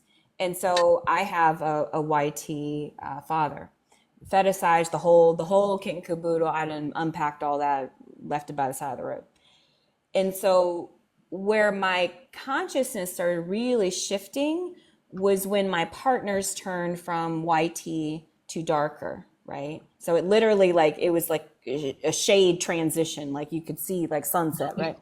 Only in the opposite direction. And as I began to kind of do that transition, the men that I was with started teaching me the difference, because I literally was blind to all of it. Like literally whitewashed, completely did not see. We're in a store. I never forget, we're in a store, and the guy I was dating at the time, he's acting really funny in the store. I'm like, why are you acting like this? This isn't. He's like, what do you mean why I'm acting like this? I'm like, yeah, why are you like acting like this and looking around? He goes, excuse me? And it opened up a whole, I was like, what? Because that was not my experience. But also too, and I'll say this complication too, that was wild, that I really want to help kind of understand, is I experienced a lot of microaggressions when I was in Virginia, a lot, right? And I'm not going to go on all into it right now because it's not relevant. But it was my clinical assistant at the time, who was a Navajo, who had to tell me, Dr. Steele, that's a microaggression. And I was like, what? What's a microaggression? I mean, I had none, like zero delusion, not seeing anything, cannot see, nothing, no see color at all. And so I'm just trying to understand this phenomena, because it has been a mind-blowing experience for me, let me tell you, because I feel like I crash landed somewhere for sure. Anyway, so I know that was a lot, but I really appreciate this conversation and really appreciate you All right. bringing it up, because it really helps to clarify a lot of things. So keep it up, man. Thanks. All right. Absolutely. Appreciate you coming up. Thanks for sharing that with us. All right. Yeah, that was a cool story. I'm gonna go to were you about to say something, Rebel? Oh yeah, I just want to say that yes, this has been a great conversation, because I think with everything that we all collectively deal with, and dealing with people and how they see us and how they treat us and how varied it can be, coming together and having solidarity no matter what is important, because it doesn't matter. People are going to see you how they see you, but knowing your community and knowing who you stand for is so important. And if you can be one to stand up and advocate if you need to, and be supportive in whatever way you can, I think that that's important. That's important to me. That's what I always try to do. And Our ancestors had a saying back when they, were illegally working on a plantation. The saying was, "Don't be a waste of yellow." oh my God. I know it sounds wild. I know, but No, I know exactly what you we mean. I know our people exactly what wasn't you mean. woke. Yeah, our people wasn't woke back then. But With to my save her. grandmother. But yeah, like they would say, don't be a waste of yellow, meaning, use your complexion of protection to the best interest of Yes. the people. My grandmother fell and broke her foot in 2 places, and I took care of her and helped her get walking again. But I had to go advocate with her doctors, and I stepped into that role because I love my family. And I'm gonna do what needs to be done. And I'm not gonna have anyone disrespecting my family because they think they can get away with it. Absolutely not. So I agree. And the differences are not that different. And so having a separation, who is that helping or hurting? Like, what is the point of division? What's the point of division? If I'm having people tell me well, you know what, you're not full black. I mean, you don't need to tell me that. I know who my parents are. But that doesn't mean I'm What not does going to full stand black up. mean? That's my next question. What does full black mean? You know what I'm Exactly. saying? But I've seen it even in these comments. Like you're half. Okay, cool. Remember, But that's I'm where we still actually perceived how I'm perceived, and I'm still remember. going to stand up. Yeah, you see what I'm saying? Hmm. Dr. Cornell West, not someone I love too much, but a Pan African, well, supposedly. And anyway, he says that I forgot what I was about to say. I forgot. Never mind.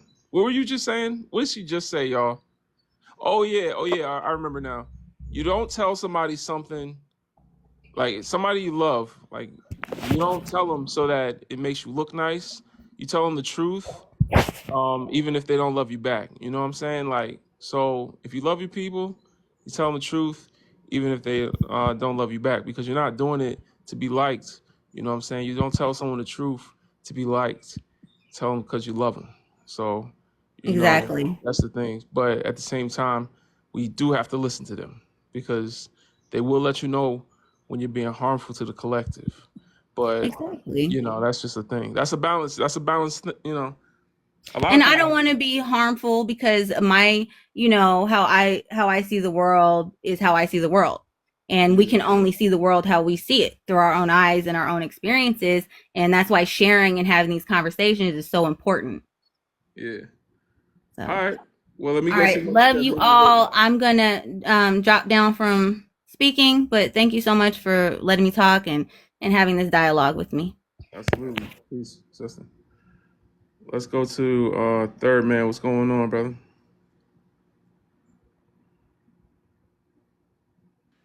Yo, what's up, brother legend? Can you hear me? Peace, family. I hear you. Yeah. I came in, so I had something to say, but the conversation kept moving. Um, so I just been listening this whole time, and in this, I think what we encounter a lot of times, well, every day on this app, we encounter uh, biracial people um, coming in somehow feeling like they have to fight for their lives, like they have to fight for their acknowledgement. And what I see within the black community is that we are not the ones putting them in that position. We're not the ones making them feel like they need to find or have some sort of identity. Like Dr. Steele just a moment ago introduced herself as a black woman. Mm-hmm. I've been seeing Dr. Steele around for a good while now, Mm-hmm. and she's been welcome and embraced into the black community uh, in a way where she doesn't feel like she has to do that, where she doesn't feel like she has to fight for, okay, I have a white father or, anything else. But I see that happening with, especially with a lot of biracial people who are new to these pro-black spaces. It seems like they feel like they have to fight for their life because what they're expecting from us is what they've experienced from others. Yeah. And so it's like they're confusing their identity, not because of us. We didn't cause that confusion because we're embracing it. Matter of fact, you lived in California before, so you know how people here Mm-hmm. address biracial people. A lot of times, it it don't matter what your phenotype is. If you say you biracial, you get accepted immediately Yeah. into the black community in California. A lot of times, like I see people, I'm like side on. I'm like, it really, really? That's the real problem, brother. We gonna talk about it because we'll accept them quicker than we accept someone that look just like us. You know, Exactly, that's the real exactly, problem. exactly. So I think it's an interesting conversation, and I actually came up when Danielle was up there. I've talked to Danielle before, um, and I wanted to reiterate that man don't deserve you. If Danielle's still in the comments, Mm-hmm. that man don't deserve you. He don't deserve you. He's proven over and over again he don't deserve you. You trying to make sense of that relationship. You Mm. trying to make sense of that relationship. You need to listen to that spirit within. It said, move on. Move All on. right, TD. Yeah. Have you ever been swallowed? No, I'm not gonna swallow you.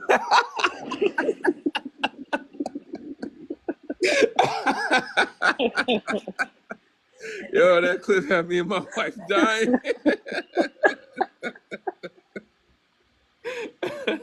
Y'all know what he talking about, TD Jakes? Oh my gosh. Yeah, yeah. Swallow.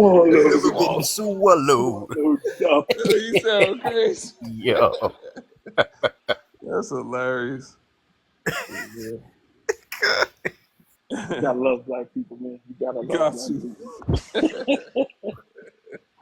How you Hey, feel about the but second question, brother? that second question, does maybe I believe it hurts us making it a separate identity. If you are black, you're black. Um, Trying to other yourself, trying to separate yourself, um, it's only gonna hurt you, and it's gonna hurt the people who you encounter that feel like Right. you're not one of us. Absolutely. Yeah, that's the Garvey approach. Shout out to all the Sorry about that. I got Pan-Africans. a phone call. Oh no, you good? Yeah, for sure, Yeah, for absolutely. sure. No, But you. we have to learn to embrace each other. We have to learn to embrace each other. If we have any markers that make us different, whether it be ethnicity or whatever it is, we got to learn to embrace each other. Mm-hmm. Stop pushing the folks away. And that's my problem with FBA. I wouldn't have such a problem with FBA if they weren't so ethnocentric and xenophobic. Um, but because we got to learn to embrace each other, we do. Absolutely. Big up to the brothers and sisters that understand what he's talking about, man. This is African unity. I might even just change the name of my lives, man. African unity for all Africans everywhere.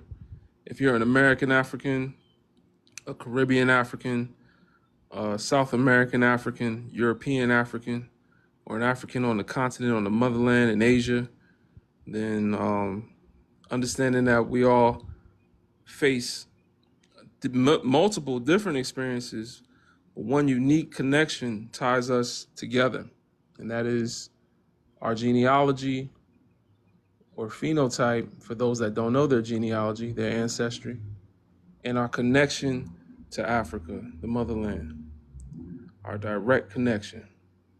What's good, Sister Kit Kat? What's going on with you? You here with us? People be putting their phone down, so I know she might be. Language and culture has changed a lot in the last 20 years. Being who you are doesn't change. That's a good point you bring up there because the term biracial was coined in 1979, 78. It's like 79 or 78. Um, or it might have been sooner, but yeah, it was like around the time of like the end of the Black Power movement. Uh, some would even say it was helped help divide. But a tool for division. Can I say one thing? Like Hmm. I said that because I was taught to say I was like mixed, which is why I say that that's like the most natural thing for me to say. Not that I'm not willing to change what I'm saying, but my family was like to not take away from black voices to say that. So that's what I mean by everything's changed. I haven't changed. Like you can't change who you are, but I Yeah. definitely agree. I think this has been such a beautiful exchange. Like I'm really loving it. I'm feeling good about everything. I don't know why. It just seems to be like a division and I don't get it. And the plane is going again, so I'm about to mute. Okay. Appreciate you. All right. Kit Kat, you still with us? You muted, sister. We can't hear you. If not, then I'm gonna go to the next guest. Anthony, give us your age, race, and pronouns, please.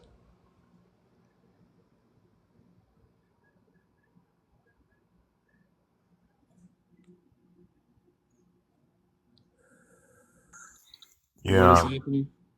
Oh, he dropped. Okay. Yep. What's up, Timothy? Um. Yeah. No. I was about to try to see if we can reach Anthony because I saw him like go on the teacup thing and then come back. So I'm like, oh, okay. He had his phone. Maybe he got a notification or something. But then he clicked Yeah, I off. don't So know. Yeah. But yeah, big up Kron, man. I didn't even see Kron gifting, but I see him up there. Peace, Kron. Do you want to answer the questions, Timothy? Well, I already know your answers, but talk to the people then. I got you. I got you. Is biracial is the black bi well yeah is the biracial black experience different from the monoracial black experience? No, no, it's not. It's literally all falls under the same guise as the black experience. As black people, we're still going to experience the exact same type of nonsense, even though it may be in a specific ways. It still all falls underneath the same exact white supremacist constructs that affect black people. So us as black people, we experience that same thing.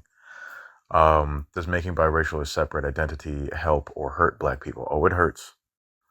It definitely hurts because even as black people, um, what I see a lot of us trying to do is trying to other ourselves from what I see a lot of black biracial people doing is trying to other themselves from the black community, and that in and of itself is a form of anti-blackness. And to try to other ourselves in and of itself doesn't do anything to benefit the global black African family because you're trying to remove yourself from the global black African family and then put a different labeling on yourself as if somehow you putting a different labeling on yourself is going to magically make things better for you. Um, like it's just an attempt at trying to get as close to YT supremacy as they possibly can and trying to engage in that system and construct, which is built off of the mass unaliving of our African people. Um, and I don't know about y'all, but I want zero to do with a system like that. And effectively, very much so, a willing participant in ensuring that that system is completely and utterly burned to the ground. But yeah, I think All right, I'm with that. Collective Hey, that's a consciousness. good point. Good. That's a great point. You know what though? It's something I never thought of because that's not how I feel. Even though like how I identify, that's how I was taught to identify. I've never felt like a self rejection or trying to separate myself. You know, I'm like, okay, well, how can I be authentic and just say this is my community too? Like, I'm part of the black community. You know, and that is like something that for me and people like me that may identify like that, but never have it cross your mind like, okay, I'm not trying to separate myself, but that's just how you are socialized. You know what I mean? So just having a distinction, because I do think that there are some people that definitely try to distance themselves, and but not everybody. So having a conversation and clearing that up so The there's no default. confusion. Exactly. Mhm. I will definitely say, like, if biracial black is gonna say, look, I'm definitely a part of this community, but still acknowledging like it is what it is, then that's fine. You know? Because it's not for me, Well, it's not self-rejection. So absolutely. I wanted to say real quick though, we prefer. Well, it'd be more grammatically correct when using in an identity as black biracial, but you know what I'm saying. Okay. Racial is just a description. So Right. you know what I'm saying. So who you are comes first, but it don't matter. But I did put it up here this way because I wanted to speak specifically with this description of the black experience because I'm including it in the black experience. It's Okay. just, That's but why you're I like right. having clarity around language. I want to know language matters. Words have Yeah. meaning. So I want to know what is the best meaning because I'm just living my life, you know, trying to survive like everybody else. So I don't want to come in here and say, you know, one thing and have my meaning mistook just because of the words used. No, not at all. Not at all. Can I Well, share? Can I share my Rebel. experience? Well, Go Rebel, real ahead, quick. Doc. Yeah. Oh, go All right, ahead, cool. Timothy. I was just gonna say, Rebel, real quick. I'm gonna need you to have to like reach out to Howard Hughes and tell him to stop trying to break the sound barrier. While passing Oh, you back. had an announcement to make. I Oh no. keep muting every time I hear that playing. I'm like, what the hell is going on? I have not ever noticed this amount of planes. Like I've been on lives before and not a plane in sight, and now I'm on this live and a plane every 2 seconds. I don't know what's going on. I don't know what's going on. It's all good. But It's all good, it bro. is they trying to be in the live too, I guess. I don't know. Go ahead, Dr. Steele. Yeah, so I observed this in myself between you and I, right? So I want to share kind of what I observed, if I may. So so we were on a live on Kron's live, right? And there was a girl on the live and she was going through a lot. And so, I stepped in and was doing kind of some emotional labor for her just to kind of move her along, right? But it's interesting, right? This transference as well. It's interesting because there was an experience that I needed to communicate with you. And I don't know if it came across clear, and it doesn't really matter at this point. But here's what happened, right? So, as we all know, Brother Legend stands like in his self, right?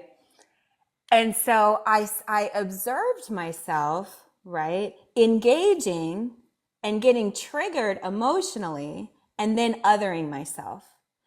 And he caught it, right? It didn't say anything. So I observed myself. And then when I processed it later, right, what I discovered is that it really is, at least internally for me, it was a method for me to self-protect, right?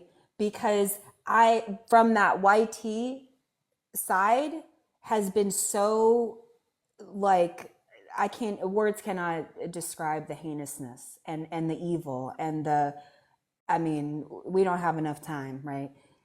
And so, I'm so used to that, right?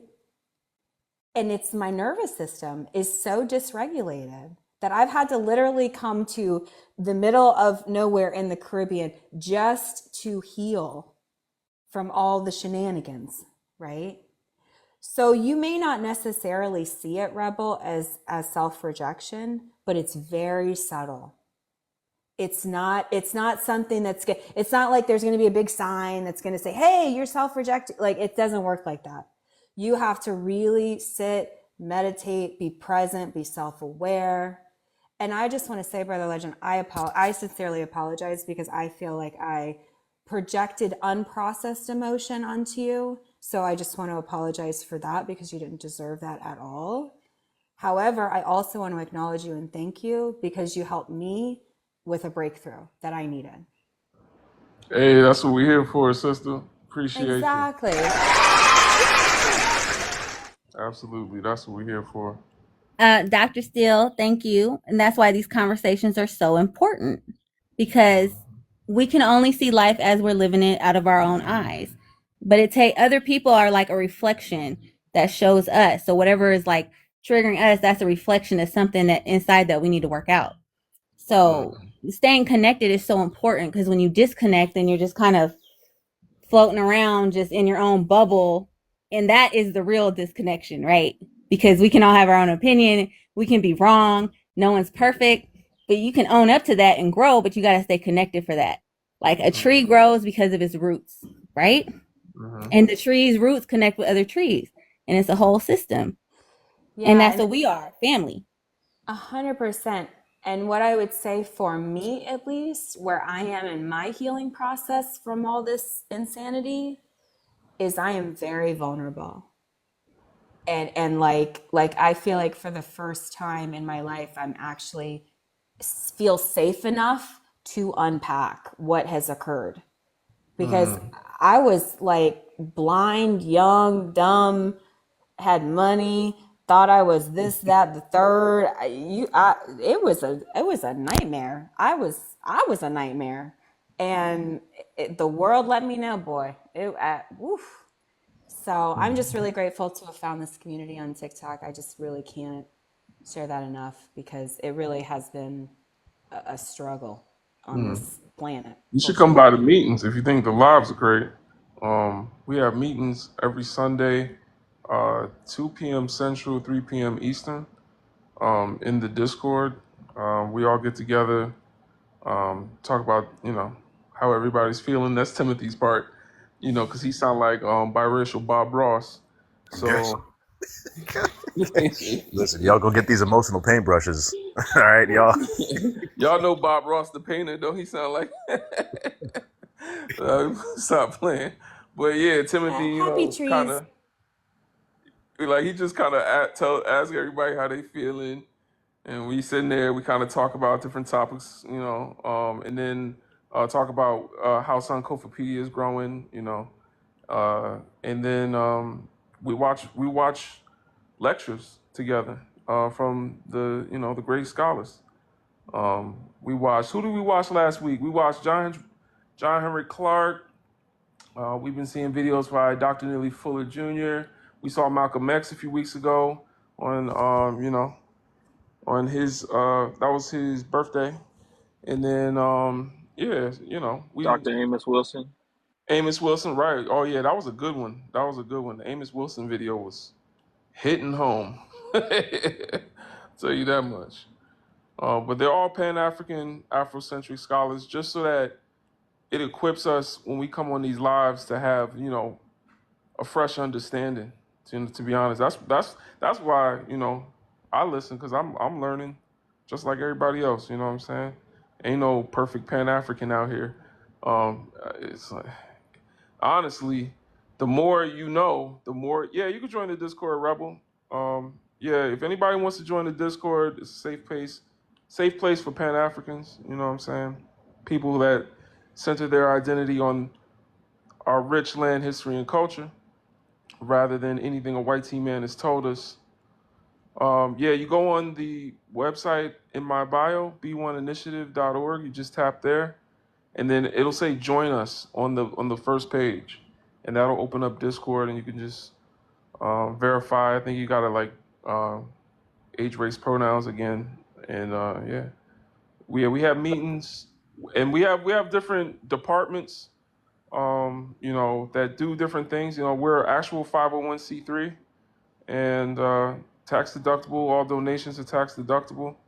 Um, you can donate on the site too, and yeah, like we're building Sankofapedia. We're a technology nonprofit, so we got big plans. But we always talk about it in the meeting. I'm just kind of trying to like tease y'all to what the meetings be about. Everybody kind of like reports their progress, and then we, right now we're working on the sign up for Sankofapedia. But if you want early access, we have that too.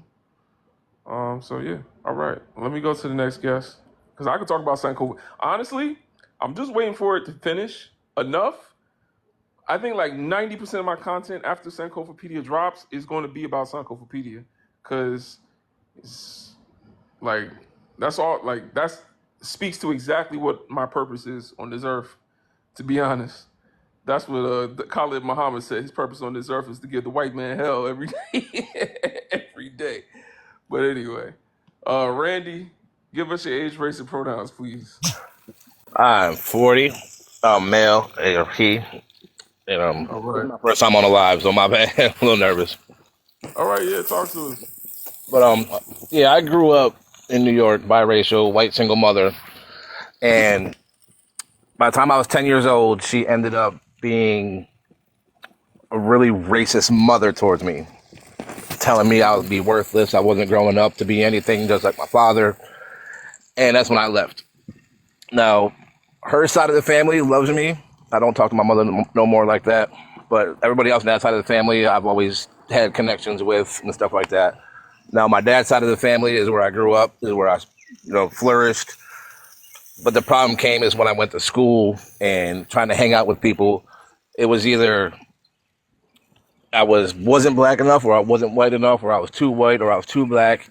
And growing up with vitiligo did not help my case at all. So you see from my profile picture, I have Oh vitiligo wow. 80% of my body. So it's like A lot of my black friends were very cool about it, but there was also some people like around the neighborhood who would give me dirty looks, who would try to fight me, and stuff like that. It was hard, and I really couldn't get past it until I accepted myself for who I was. And nowadays, it doesn't bother me. I got a family, two lovely kids that love me, and it's also What hard for my race is kid. your wife? She's white actually, and Mm, my mm, yeah, and my mm, kids, they're mixed, but they're on the lighter side of mixed. So like in the winter, they're pale, but in the summer, they get that nice golden brown tan. So, but mhm. from them going to school, seeing them how they're growing up and interacting with other races and other people, it makes me feel so good inside that a little bit of it is starting to go away. They have friends on both sides. My daughter, she has a best friend that's a black girl, and I couldn't get them apart if I tried. And just a lot of my experiences were mostly negative until I became more of a mature adult. And it seems I still get the looks I get more looks from white tea people than I do from other cultures and stuff like that. And I never understood it, and I still don't understand to this day. And I don't think it's ever going to change. So, when you say you know who you are, um, or I'm sorry, I think you said love yourself for who you are. Yeah, So, accepting myself here. yeah, so like, who are you?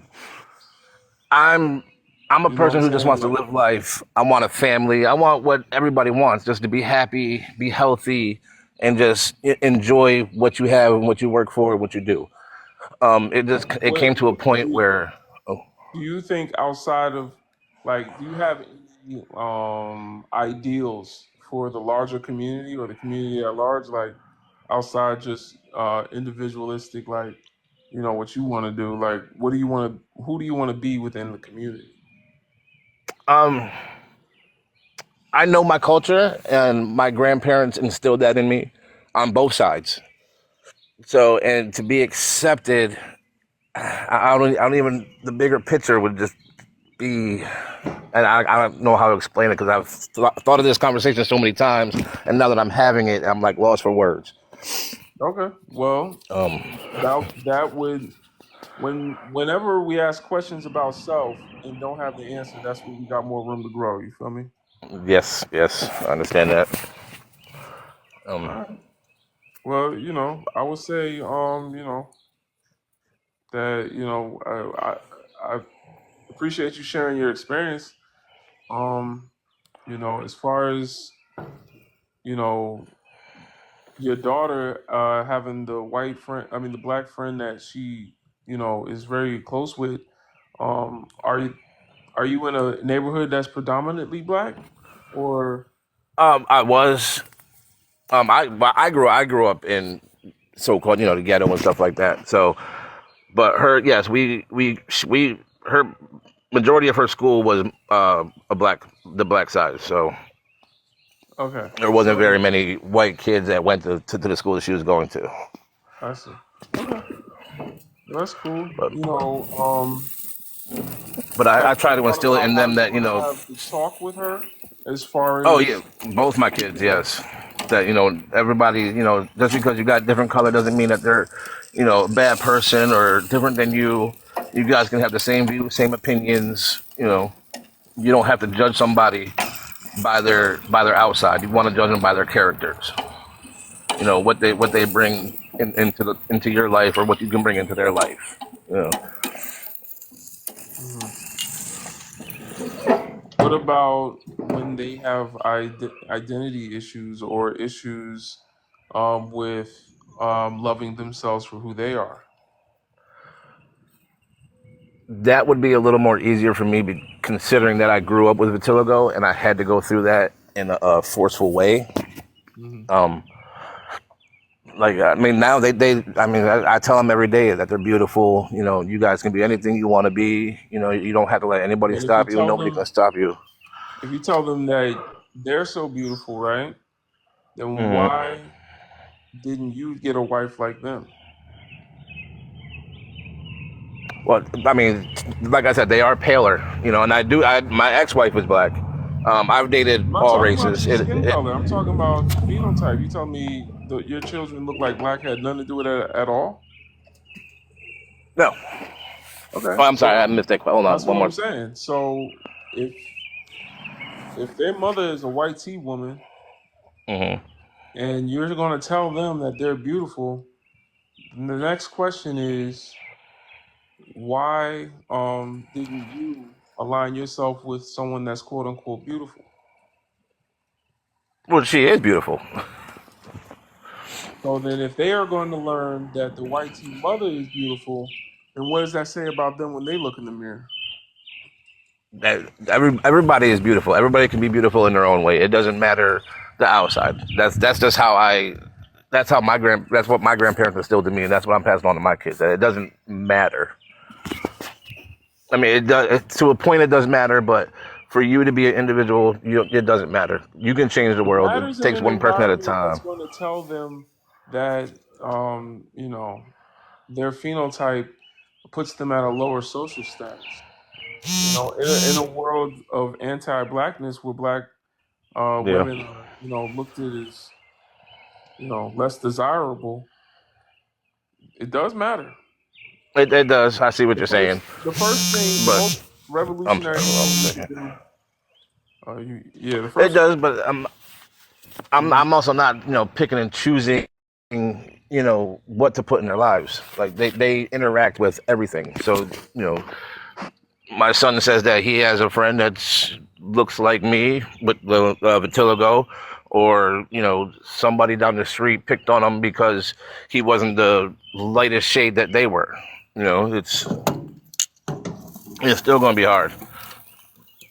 But they at this point right now, they know that everybody can be loved and not everybody has to be mean to everybody. Yeah, but the problem is here is that what you're. Could you mute up? Because you sound like you're like I'm fixing a sorry. car while at Hold the on. same time the birds are nesting in the car. Can you just? All right, thank you. So the problem is that every single concept that you have stated so far that you're using to justify your decisions throughout life literally comes from Eurocentric mindsets. You're talking about individualism. You're talking about love is love. You're talking about, oh, the skin color doesn't necessarily matter to a certain extent. And all of those concepts do not come from black people. All of those concepts come from YT people. And those concepts literally have origins dating as far back as the European transatlantic slave trade. So like when we're addressing these types of things, we need to call things for exactly how they are. And you're saying that you addressed it in the sense of like loving yourself, but unfortunately, it does not sound like that's actually what happened. It sounds like you've internalized a lot of that negative associations with your Africanity, and then that has transitioned into your partner of choice. And like you even said yourself that the partner that you chose grew up in a predominantly black environment. And you were saying yourself that they were basically, there was not many YT people in that environment. So I'm assuming you both kind of grew up maybe in similar environments or maybe the same environment. So why is it that you found magically the YT person that apparently fits your dreams within a predominantly black space, but you were not able to find a black partner as a black person? Like that doesn't scream to me that there was much work that was done. That actually screams more so to me that there wasn't the work that was done, and that what you did was you participated in the anti-blackness that this society has conditioned us to be in. I would say it's generational trauma. You Yep. know what I'm saying? Because it started with his, origin, his parents, and then kept it going. I see what you're saying, but when I was also texting in the comments, I was saying like I never felt like I belonged because both sides of the fence didn't let me stand with them when anything socially was accepted. Like I couldn't stand when BLM started. I had people looking at me like, "Why you wearing that shirt?" Or I had white people saying like, "Why you wear that shirt?" Like it was like a never ending cycle for me. So when I say that it's individualized, it's like I don't feel like I was accepted on either side of the fence. But you If were a I And black my came to you man. and said the black community didn't accept me, would that change my race? Would that no, make me not at all, more? not at You see all. what I'm saying? So you Yeah, being yeah, I black do. doesn't hinge on, whether black people accept you or not. Peace, Single. Actually, the more pro-black you are, the less likely black people are to accept you. What you gonna do then? Yeah, that's true. I just wanted to Uh, bring something up in regards to sometimes people don't acknowledge trauma. I think Brother Ledger hit it head on. It's like when someone goes and seeks something that hurt them as a child, they look for that validation as an adult. And it's crazy that your mother, like you said, that racism came out, and then you went and found a duplication of your mother in a sense. Now, I'm not saying I know your wife or anything like that, but how did you find the one unicorn of a YT person that wasn't the same way as your mother when your mother birthed you and was supposed to be the primary person to love and care for you? I think it speaks volumes when we had this conversation and say, well, I can't be racist. I have black children. I can't be racist because society has already groomed and conditioned them enough where mentally they already are. No matter if they're your mother, your sister, your any family member, that does not negate the racism that's still very apparent and still is within them. So it's kind of wild where you ended up. But I was just going to ask you if your children phenotypically present as black, because we're not negating the fact that you are a black person, but you are a black biracial person. And you went out and you chose a YT person to have children with. I'm trying to figure out if your children are phenotypically black, because skin color is not the only thing that shows up when someone's black. We can be the lightest of the light and the darkest of the dark. So no, my kids are really pale, but their hair is really thick like mine. So, and me going out and finding somebody that was YT on purpose wasn't the case. It was actually her character. My ex-wife is black, and I mean 100% from Africa, black. It just didn't work out. We had different views in different directions, and So he just. Oh, I know your ex hates you, man. That's why. oh yeah. No, actually, we're No, you like cool. a Like we Tyler still. Perry flick, man. That's crazy. let me run away from No, no, no. It was split on good terms. It wasn't like I hate you, you hate me. We were in different places in Bro, our you life. got with a Becky after that. You ain't see what Beyonce Lemonade. Like you want one of them, bro. Man.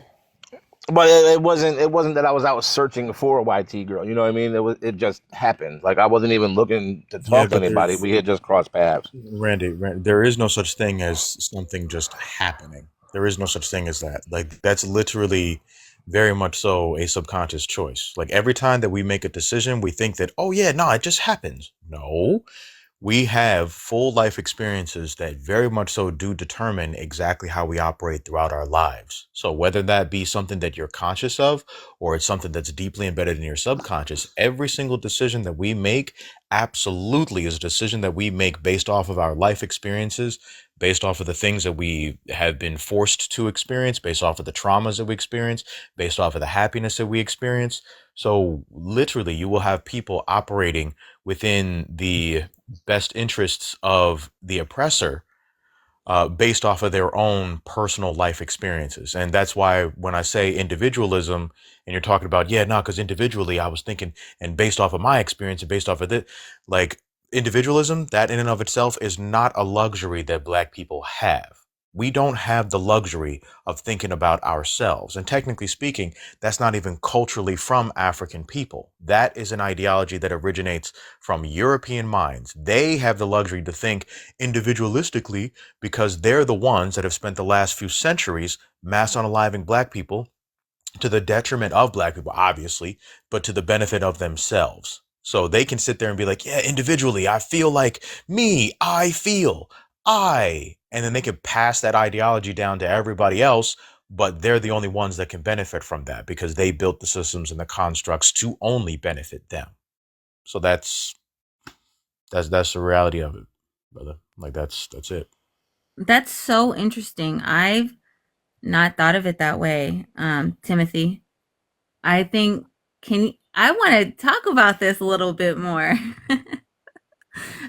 because that this is just opening up a whole new pathway of just a thought process that hadn't been a real like a reality for my life. So I would love to discuss that if anyone's willing to speak on that. I know it's kind of not the topic, but I feel like it kind of is if you're talking about the experiences and if you're raised in that household with that ideology, that definitely that brings up a whole new avenue of why people can go in and say things like that. That's actually thank Yeah. you for saying that. I would love to kind of dive into this more. I'm just processing and listening right Talk now. I about don't it. What did he say though? We don't even know what you're talking about. when he's talking about the individualistic mindset and how, this is my I or me, or how that only benefits the person that, the like white tea people, but someone raised in that type of household with that type of mindset is going to affect their entire life. And so I think that that is something I personally, it hadn't occurred to me, and I would love to hear more about it if you're willing, and if we can go there in the conversation. If not, that's fine. I will do some research on my own. Well, Rebel, have you ever heard of the book The Iceman Inheritance by Michael Bradley? I have not, and I will look that up. Okay. Yeah, definitely. Definitely. Like see, the thing is that because of the background that I come from, of course, obviously father being of European ancestry, mother being of African He's ancestry. scared to say biracial. Well, I mean, I don't know. He's a mixed race African.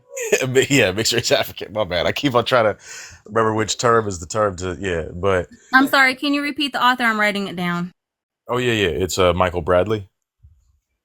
Thank Yeah. you. So yeah, so this is a YT man um that basically wrote all this down, but Dr. John Henry Clark, a brilliant scholar, professor. Can't stress that enough. He taught Malcolm X. Like this is Malcolm X's mentor. So yeah. Yep. This brother knew his stuff. Like I everything gotta that jump he off of here, but I'm still gonna be listening in the chat. So, but guys, All right. thank you so much for the conversation. It's definitely a good topic today. Yep. Peace. Gotcha, Randy. Man, I had a Yeah. question to ask Randy. Oh, go ahead. I'm still here. Yeah, Randy, I had a question. You said you and your ex-wife, you guys didn't see eye to eye on certain things. I'm wondering, and I'm just wondering, and this is for you to process. You don't have to answer this now, but I'm wondering if the reason why you all didn't see eye to eye was because you, even through your traumas of being biracial and having a YT mother, that you are still colonized in the mind, and that your mental colonization is the reason why you pled for a YT woman, and those are the things that she embraced you over when your ex would not allow it. She didn't have room for it. No, we were actually just in two different places. Like I wanted to settle down, have a family, have a house, and she still wanted to be, partying, going out and travel. And that's not what I wanted at the time. So, but and after that, I only lived with my mother till I was 10, and then I had went with my father's side of the family after that. You think anybody can be racist, Randy? Do I think what? You think anybody can be racist? Absolutely. There y'all go. Well, I get it all the time. Like I get it. I get dirty stares and That's not rejections from racism. YT So that's and not. from.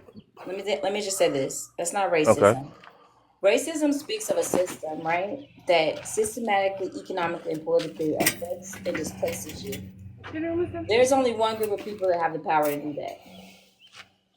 You're even speaking like a YT person when you say that, you're talking about how you feel. They hurt your feelings. That's not racism. Racism ends our lives. It affects our livelihood. It makes sure that you're shut out of certain sectors of being able to grow and build and have opportunity. Black people don't have that power. But And so so me actually going through some of that stuff too. That's not racism towards me black people because stopped you from getting a job. no, white people stopped me from getting a job. Yeah, you're black. Welcome to the club. Maybe you don't realize. I, no, I'm 40 years old. I've been going through this my whole life, like just like You know everybody what else else. I And realize you do? You lean more into your I couldn't say the word. vitiligo, I got you. I got you. You lean more into that than you do the reality that it's you being black. And I realized that because you kept putting that at the forefront of every issue you had, not addressing the fact that you're black. But that's how I felt though, Yeah, of considering course. But and feelings mean nothing in reality of factual things. okay, I see what you're saying. No shade. But every time you talk to No, white I see what you're people, saying. No, when you start talking to YT people about reality of what we're experiencing, they start telling you how they feel about it, not what you're experiencing being a reality. okay, I understand. I understand what you're saying. I guess I'm gonna have to work on myself a little more.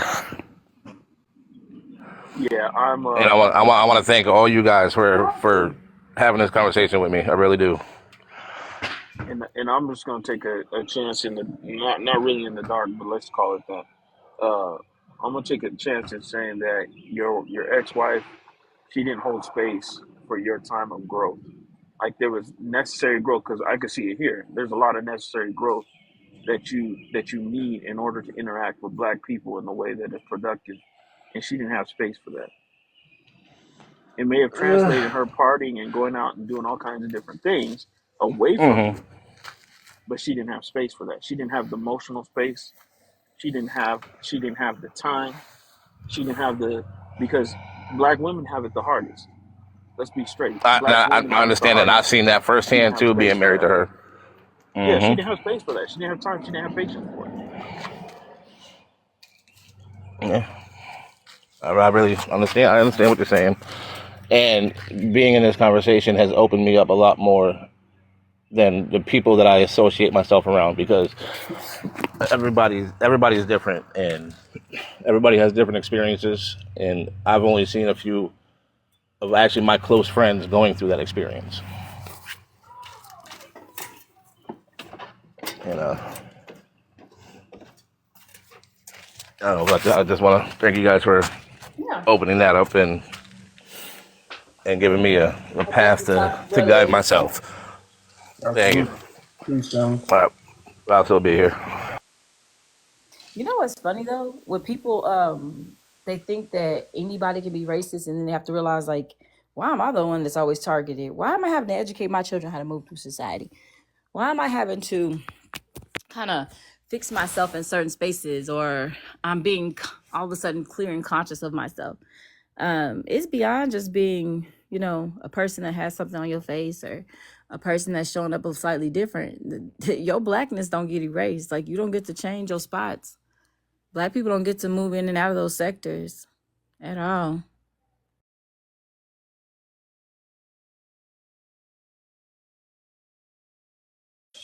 All right, y'all. I'm cooking dinner, but I'm here though. What you cooking? Hamburgers. Nice. I was just talking about hamburgers literally like 30 seconds ago. Oh my god. Yeah, I'm gonna eat some hamburgers, turkey burger. Um, Now, when yeah, you make the burger, use the pre-made patties, or do you get the ground meat and mix it up yourself with like put some veggies in there, like some onion and garlic and stuff? yeah. My wife, she buy the ground meat and just season it and puts it in the like little packets. Nice. So we just be having, yeah. Anyway, who got a cat?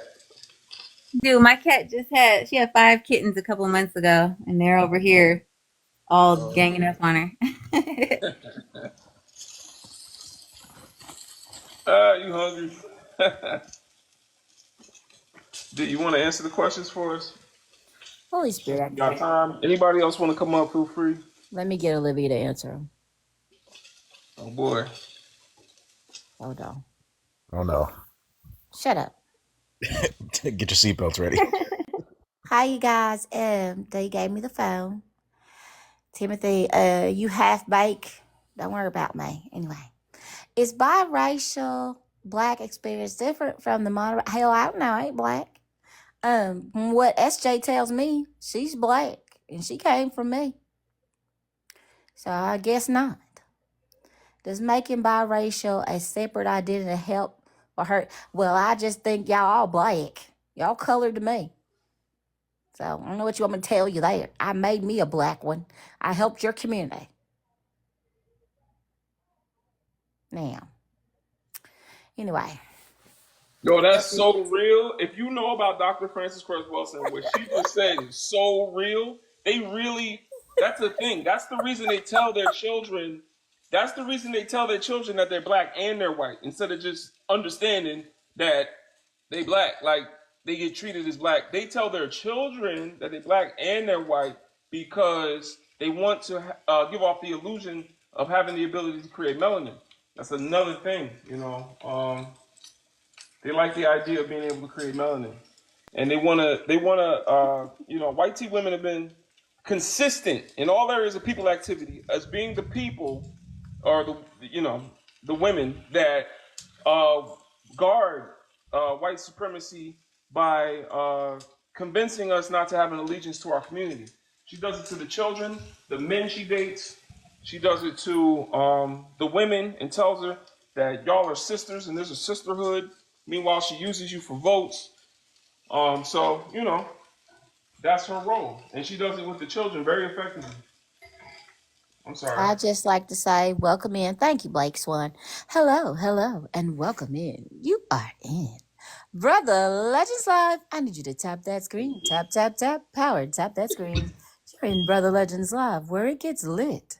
I need you to tap that screen, share the live, and invite your friends. Invite your damn enemies. But most importantly, come in, let's talk about it. It's a conversation. Actually, make sure that you guys subscribe here at Brother Legends Live and on YouTube. You guys, you want to be a part of the growth? You want to see Black people elevate and celebrate? Join b1initiative.org, where you can learn to be great. We're working on several different projects, and we are, you guys, lit. Education, elevation, and celebration of the Africanity, as Timothy would say, while also growing and being positive in regards to our community. Make sure that you become part of the team.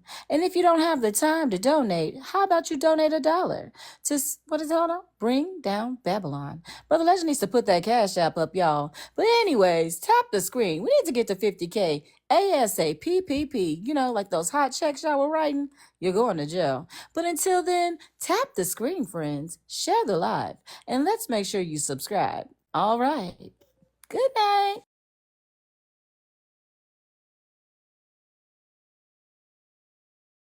And on Twitter. But he be showing out on Twitter, y'all.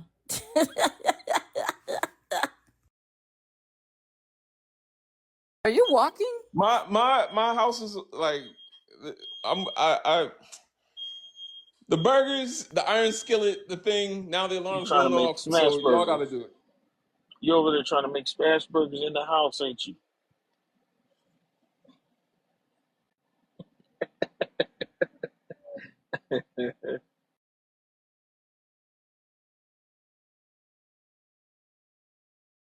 Go ahead. Go ahead. D, take the live like you'd be doing at crimes or something. Oh Oh, snap. okay. So I just want to tussle a little bit. Let me stop playing. Anyways, when it comes to black biracial people that identify as black, I feel like they assimilate so well into society. It's so much easier for them. It's black biracial people that it's like Brother Legend said, it's like they have to bring their mother with them. When they have a non-black mother, man, that is different. I don't care what nobody say. It's different. You have got to put your mama in your pocket because you constantly have to say, but I'm both. But I'm both. I got into it with Joseph and I told him he was a Nebra. Because he is. But anyways, he told me he didn't know what his mama thought his race was. I said, your mama knew what she was going to hunch on. Anyways, don't judge me, judge yourself. Y'all gonna come on up here and talk to us. I'm not gonna bite you. I ain't gonna fight you either. Come on, Miss Lady J. We know you got something to say. I don't have my powers on this account. But yes, I think it's black people and black biracial people have always existed. I think it's a detriment to us when we try to act like these people are not black, especially when they phenotypically show up black as hell. And like I said, I've seen the whitest of the white skin with phenotypical black features and some baby melanated hair. Don't make me put up some of my clients, y'all, because if they straighten their hair, you'll be like, wait, what? And then their hair get wet. Oh, baby, it's real. But when it comes to identity, I think anyone can have an identity crisis. It just looks different sometimes when no one's solidifying you in your blackness. I think it's not just saying that you have to be black biracial to go through that, because we see plenty of poons in the monoracial community. But it's very much telling when you don't have somebody that's solidifying your blackness and grounding you in who you are and how you need to move through society. Because white kids know y'all ain't them. If they don't know nothing, they know you ain't them. D, you gonna make me cry over here. How so? Am I lying? No, because my mom wanted to separate so much from her blackness. Like, she married my dad to marry up, and she taught me and my brother, like, basically don't say you're just black. And hearing all that, that's kind of hitting me hard. But she never really It had hit any hurt you black now. friends.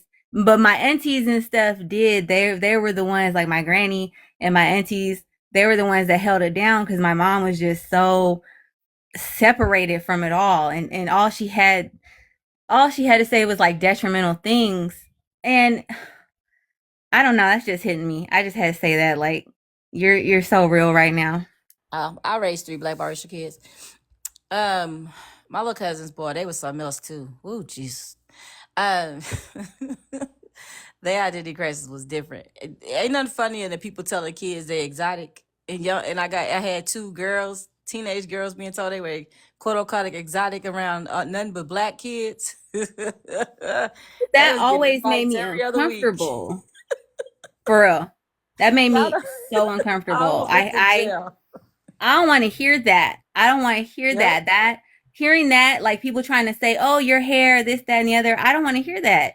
Oh, baby, listen. One of them thought she was Alicia Keys, and the other one thought she was Britney Spears. Oh And my Lord. when I tell y'all, like, I was at that school, they called me so often. But people don't talk about the effects of interracial relationships, and I feel like I got to see it so closely because I was such an involved family member. I was so much of my grandmother. And my grandmother had adopted them and raised them. They're my blood uncle's kids, but he was in prison and their mother was in prison. And so when my grandma passed when I was 16, I kind of just stepped in. And it was the craziest thing to experience because my grandmother prepared me for that. It was the weirdest thing that I think about it now because when she passed, I was already doing the things that they needed me to do. So it was kind of almost like this smooth transition. But long story short, black biracial kids definitely go through identity crisis. We solidified them in their blackness so much, but it was this thing with boys that it's kind of funny how black boys treated them.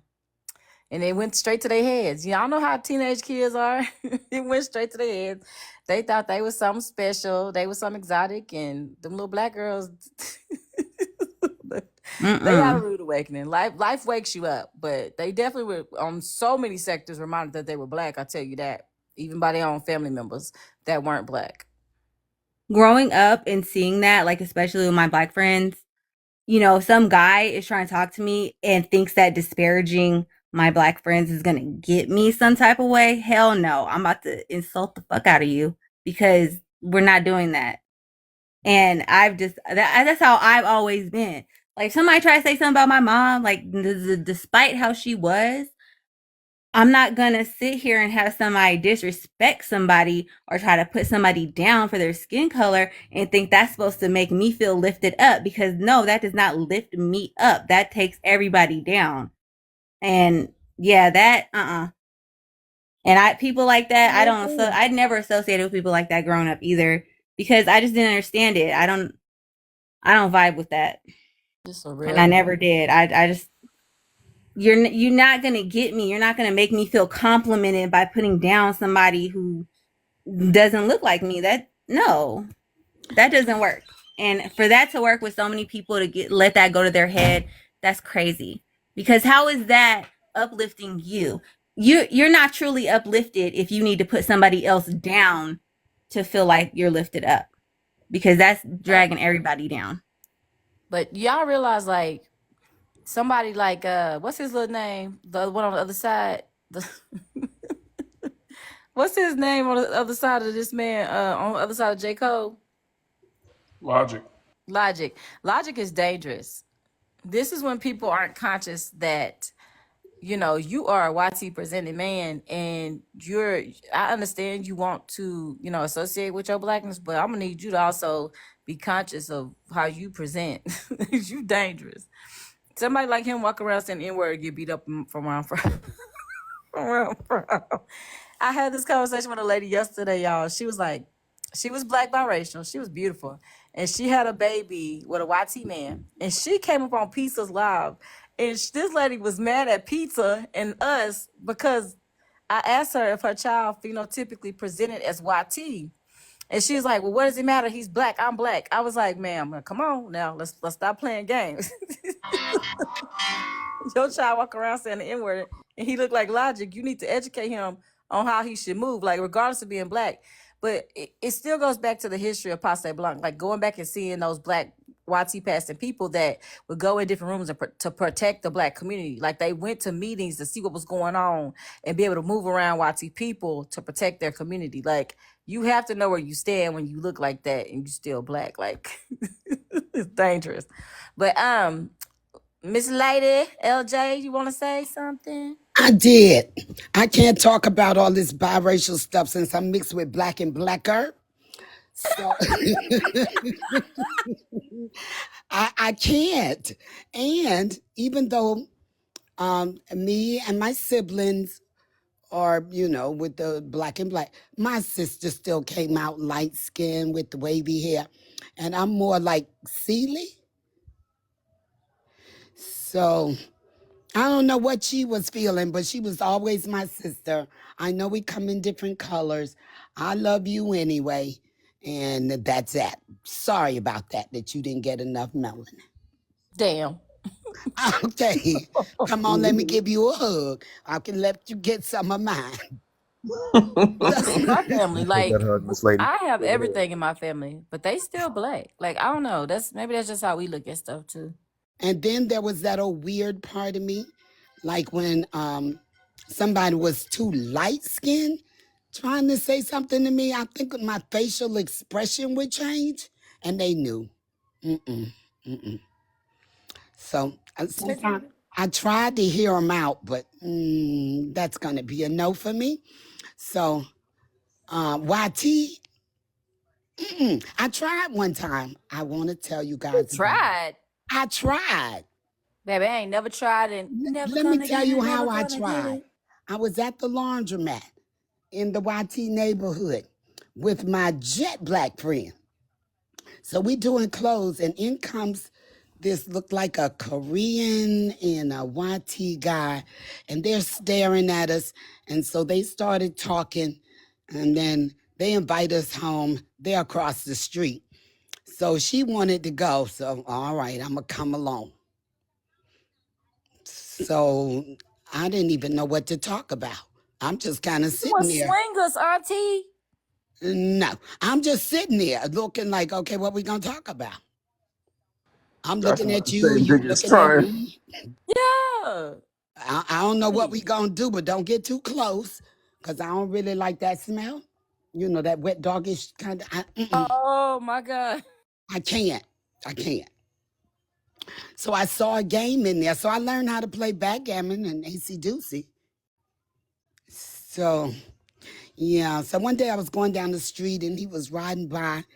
And so the car was cute. It was a little MG convertible. So he stopped to give me a ride. And I said, okay. And I took him to my cousin's house and I went in and told him, wait a minute, and went out the back door. I tried. Auntie. I tried. You playing with Russian One roulette. man was going down the street staring at me and smiling. And I'm scared. This is a tiny little car. Please look at the road. You did not get in the car. I got in the car. Auntie, next time you do that, you might not make it home. You better leave them men alone. Yeah, I got in the car. That car was so little I could have jumped over the door. And the top was down. Anyway, she was glad to see him. She didn't have the issues I had. So when he came, eventually she told me he came to the door to find out where I was. And she told him too. She went out the back. I was gone.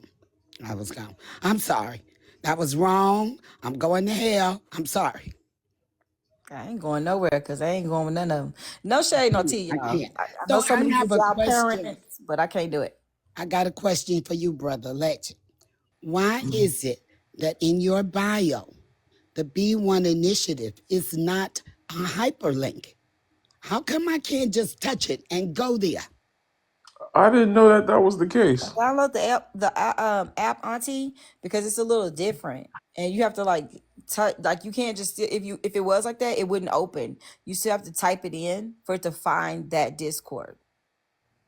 So if you need, we could probably get you step by step on there, but it's a little bit of a I process. can type it in, but I like hyperlinks. Yeah, Yeah. no, I like hyperlinks too. I'm just realizing that it's not. So you saying when you go on my bio, it's not. Yeah, it's jumbled up with a whole bunch of other stuff, and it's not a hyperlink. Okay, let me check it out, man. All right, what? They up here flirting. So for all the people that like the swirling and everything, I can't. I like people that look like the color of my brother and my father. I love these people. My cousins and stuff. I love them. And personally, my preference is if you like jet black. Oh my God. I used to be that way. But I'm not gonna hold you, Auntie. I am literally a spectrum of color. It is about the I'm black sorry. man's intellect. The I'm so black sorry. man's intellect. What you mean? I got a preference. That's my preference. Some people, I'm just saying. I can't. My cousin and his mixed kids, used to do hair, and I would do their hair. Oh my God, that big old bushy long hair, so much hair. And I don't think his YT wife could handle the hair. So she just, y'all go over there. She'll do it. That ain't how they work. You know what it is?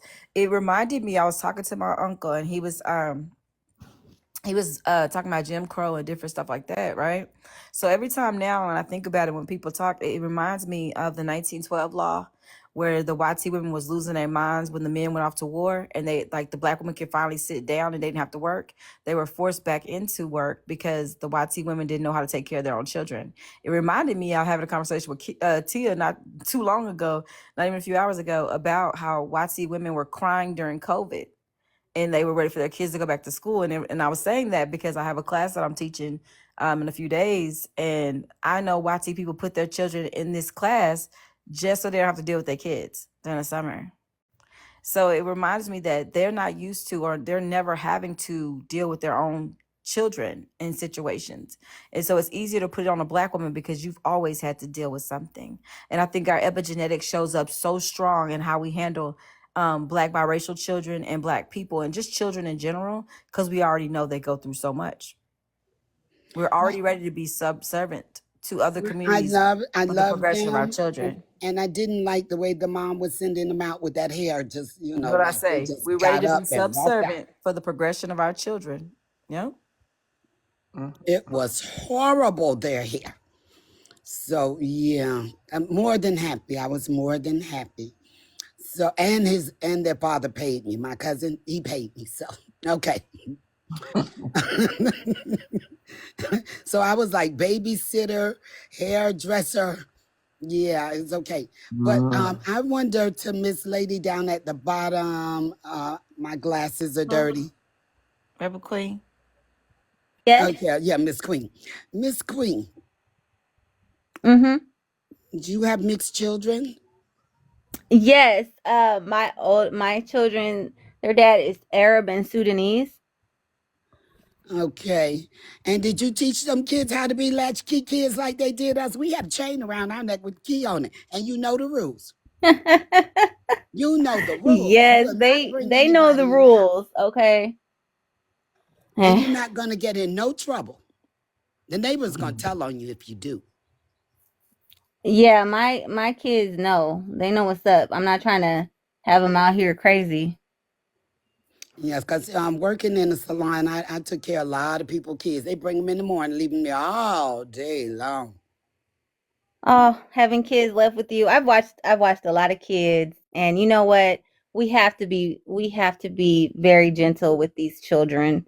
They're coming into this world, and who knows where they're going to get that love and care from. So we got to show it when we I was just my family went through homelessness, and we were in a shelter, and this mom was in there with 4 kids, and she was pregnant with another one, and all the other moms, like her friends, were kind of like laughing at her, and the baby was crying, and I said, can I help you? Can I pick up your baby? And I just held that baby, and he was sleepy and he was thirsty, and we were waiting on dinner, and I just held him and gave him some water and rocked him, and she said, how you do that? And I was like, he's tired. He's a little person. He needs love. Um, but no judgment, no hate. What about some tough love? Because if you cut up, you get you some tough love. Now my oldest tried to get smart with me and get in my face, and I said, I love you, but I will knock you out. And Maybe made a they threat. never get in my face again. But we talk about things, and if they're going, we can definitely have a conversation. But you're not about to be disrespectful, because why? You go out in this world being disrespectful to the wrong person. You got to learn how to communicate. So, I mean, I went there, but How to overall, communicate, we how to keep talked. your hands on the top of the steering wheel when pulled over, how to Yes. keep that ID somewhere close by so you don't have to be going into things, how to tell No them what you're reaching in doing while nothing you're for doing it. nothing. I'm reaching into the glove box to get Yes. my driver's license or registration. A lot Mm-hmm. of teaching, a lot of teaching. But the most important teaching is that you're self-conscious and self-aware of how you present. I think that this is a very nuanced conversation.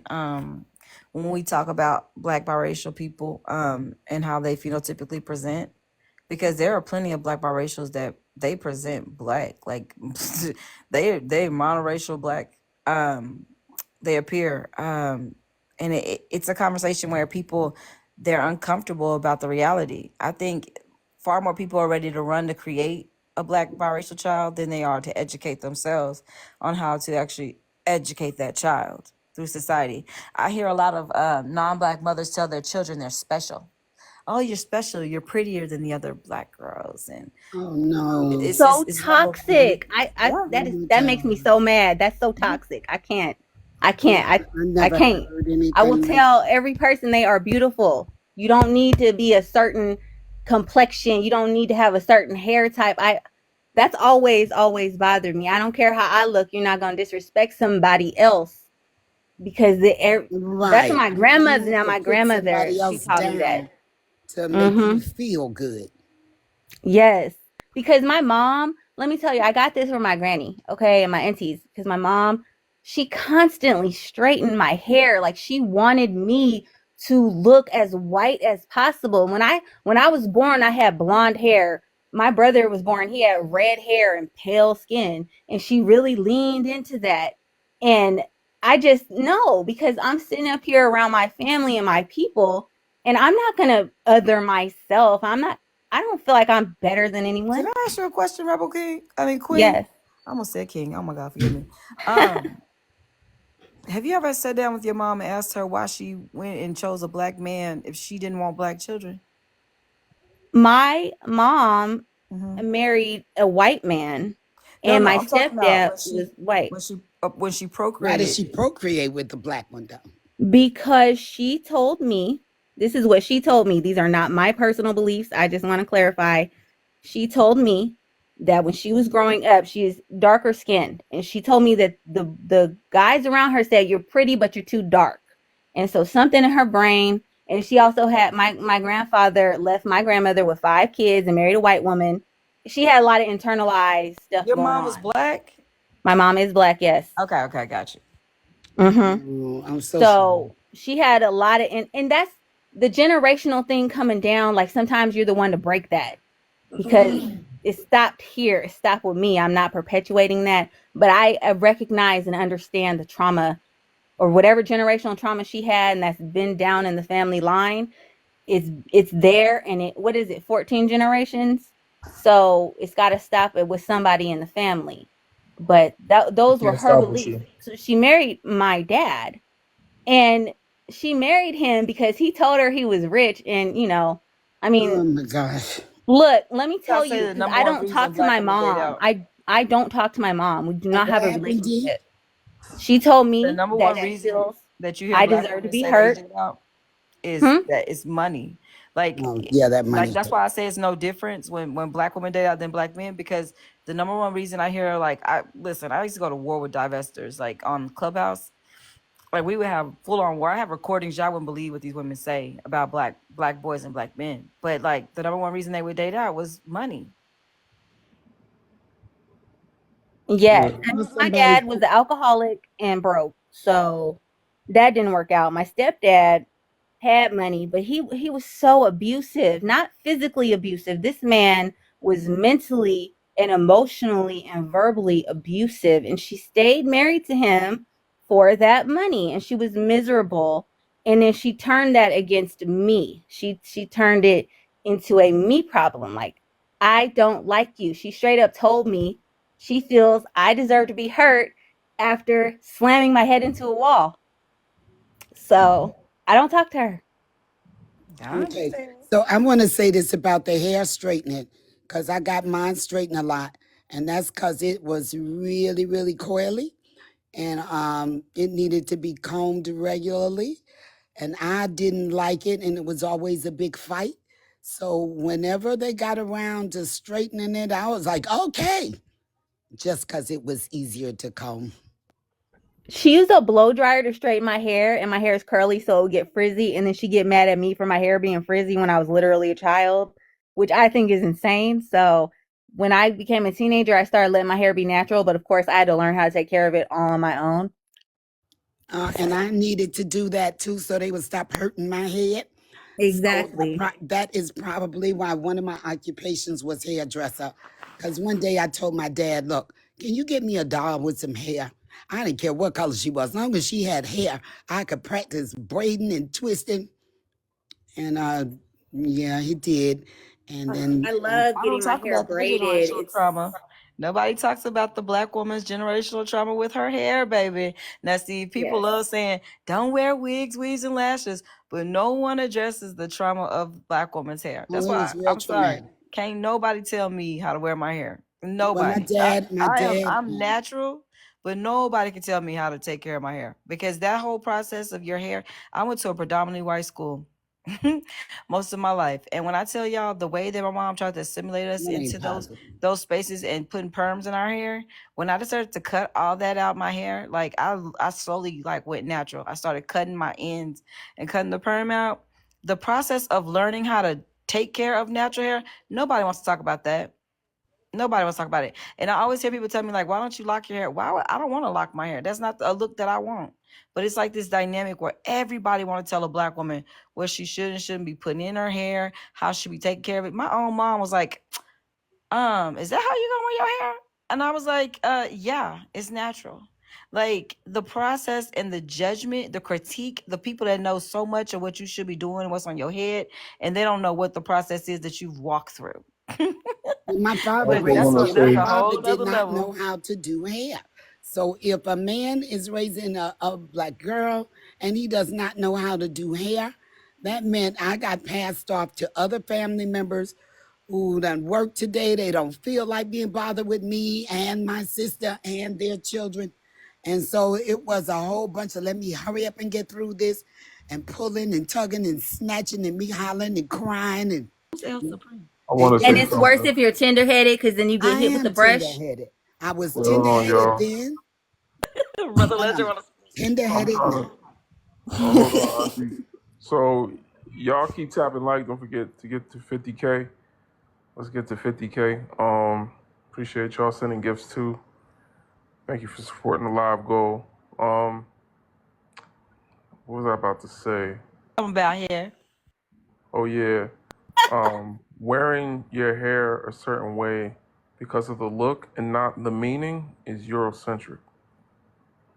I wear my hair 1,000 different ways. I'm 21 But different. listen, you can do whatever you want to do. I'm just saying that's something that I think about constantly. Never want to be a white Is woman. how like no, I'm not getting loud. I'm just saying I'm not talking about. I'm Never not want to be talking a white about. woman. You know, No, it's you Um, have to go crazy. where My your mom's hair was I'm down her confused. back. But that no. See, let me explain this. It's a freedom that Black women have never been entitled to. In every sector of history, when you go look up Black women's hair, they've always been told what they had to do to get jobs and be presentable. What was deemed presentable? It was. Oh, I don't even straighten my hair. My natural hair. If I wanted straighten, if I wanted a straight look, I will braid my hair back and I will put a quick weave on it, or I'll put a sew-in in. I'm not putting any heat to straighten my natural hair unless I'm doing a blowout, which is probably once a year, if that. But the fact that we're constantly policed about our hair, yeah, that's a problem. Mm-hmm. And White for women me, it wear was a tracks. White problem. women dye their hair color. When I was in cosmetology school, when I was going to be an esthetician, when I tell you they were doing all kinds of stuff to their hair, no judgment. Black woman go put purple colors in her hair, she's doing something crazy. Like we have never in any sector been allowed to just be ourselves. And I think even when I tell y'all I've been in beauty for well over 10 years, it's amazing how even in that sector we're policed. Or Yes. there's things that aren't created for us. And I've lived it. I've walked in it. I've worked for it. Come on back, And brother even when it legend. Where comes to you at? the skin realm, I can break down from skincare to skin makeup, like foundations, like pigments. When we Okay, talk so do about there's you only follow one me beauty back line. What'd you so say? we can talk about some stuff? So, you So know I what? That did. should be my content because when I worked under Clinique and I worked with other prestigious lines that did makeup, the way that they don't focus on the darker pigments and shading. That's why I love Juvia's. I have every Juvia's foundation, almost every Juvia's palette. I support that Black woman, and it is about like the fact that we're cut out of every sector, and then everyone expects us to just kind of fit in where it's convenient. And figure it out. Yeah, like we're no, Fix well, it it's not up even figuring out. You yourself. have to fit in, and so I always say that about myself. I'm like, first of all, I have 4C hair. I'm natural. My hair is natural right now. I haven't done anything to my hair in almost a year, which is kind of annoying. But I've been so busy, I haven't had time to do anything. Even with my braids, I haven't even been putting in my braids for my protective hairstyles. But it speaks volumes to like how I choose to do my hair. It's like it's almost like this level of consciousness or lack of consciousness. I've been this way since I was 16. Ask my brother. Well, I Like, got some consciousness. Let me tell y'all what I did when my father, who never wanted his girl's hair to be cut for any reason, even though my mom would come snatch us up and take us to a salon and tell them what she wanted. But I wanted a cut bang. That lady cut my bang, and my daddy went around there and chewed her out. So, okay, no cut bangs, but can we at least straighten it out so it'll be easier for me to comb my own hair? So I did that. This ain't have nothing to do with those other people. This was for convenience for me because I want to do my own hair because all my kin folks are hurting me with that comb and I don't want to do it. So somebody above you, Auntie, but I'm not sure if they're there or not. he kind of ghostly like, but I see L Yeah. something. So El anyway, in Supreme. any Hold on. Let's see case, if they there real quick, Auntie. El okay, because Supreme, are you somebody there? said I was I'm being here, but I'm just harmful. listening. I'm not trying to. I'm not in the here part. I'm just looking at the questions. So I'm here. Well, I wanted to address the person who said that Okay. wasn't helpful, it was harmful. Today, first thing I did when I got grown was cut it all off because it was easier to deal with short. The next thing I did was permed it. I did everything. I done locked it, permed it, braided it, colored it. I've done everything to this hair. Today is just natural hair that I wash. I put either 2 braids or 4, and then I put on a stocking cap. Brother Legend. And I go take something out. And when I get ready to go out the door and put Chrome it up said there reset. and put it up there, Right. Quan, this ain't trying to assimilate. This is trying to make things easier for me. I'm tender-headed, real tender-headed. Chrome was talking to brother. You talking to Oh, me? okay. I'm going out now, so you can talk, L. Whoever. I'm sorry, L. El Supreme, go ahead. I could keep talking. I ain't interrupting. I We got about, we things about I'm to doing while restart. I'm waiting. We about to restart. When you What say was that? restart, that means you're going to change the questions around, or you restart No, he's like just Nah, the gonna reset topic. his live. He's gonna start it over. So what I got to do? Log out and log back in. Come back on when he gets back up. Is it going to be a new question, Mr. Legend? nah. All right, I'm out. All right. Hello. Okay. All right, we be back, y'all. Don't go All no. right.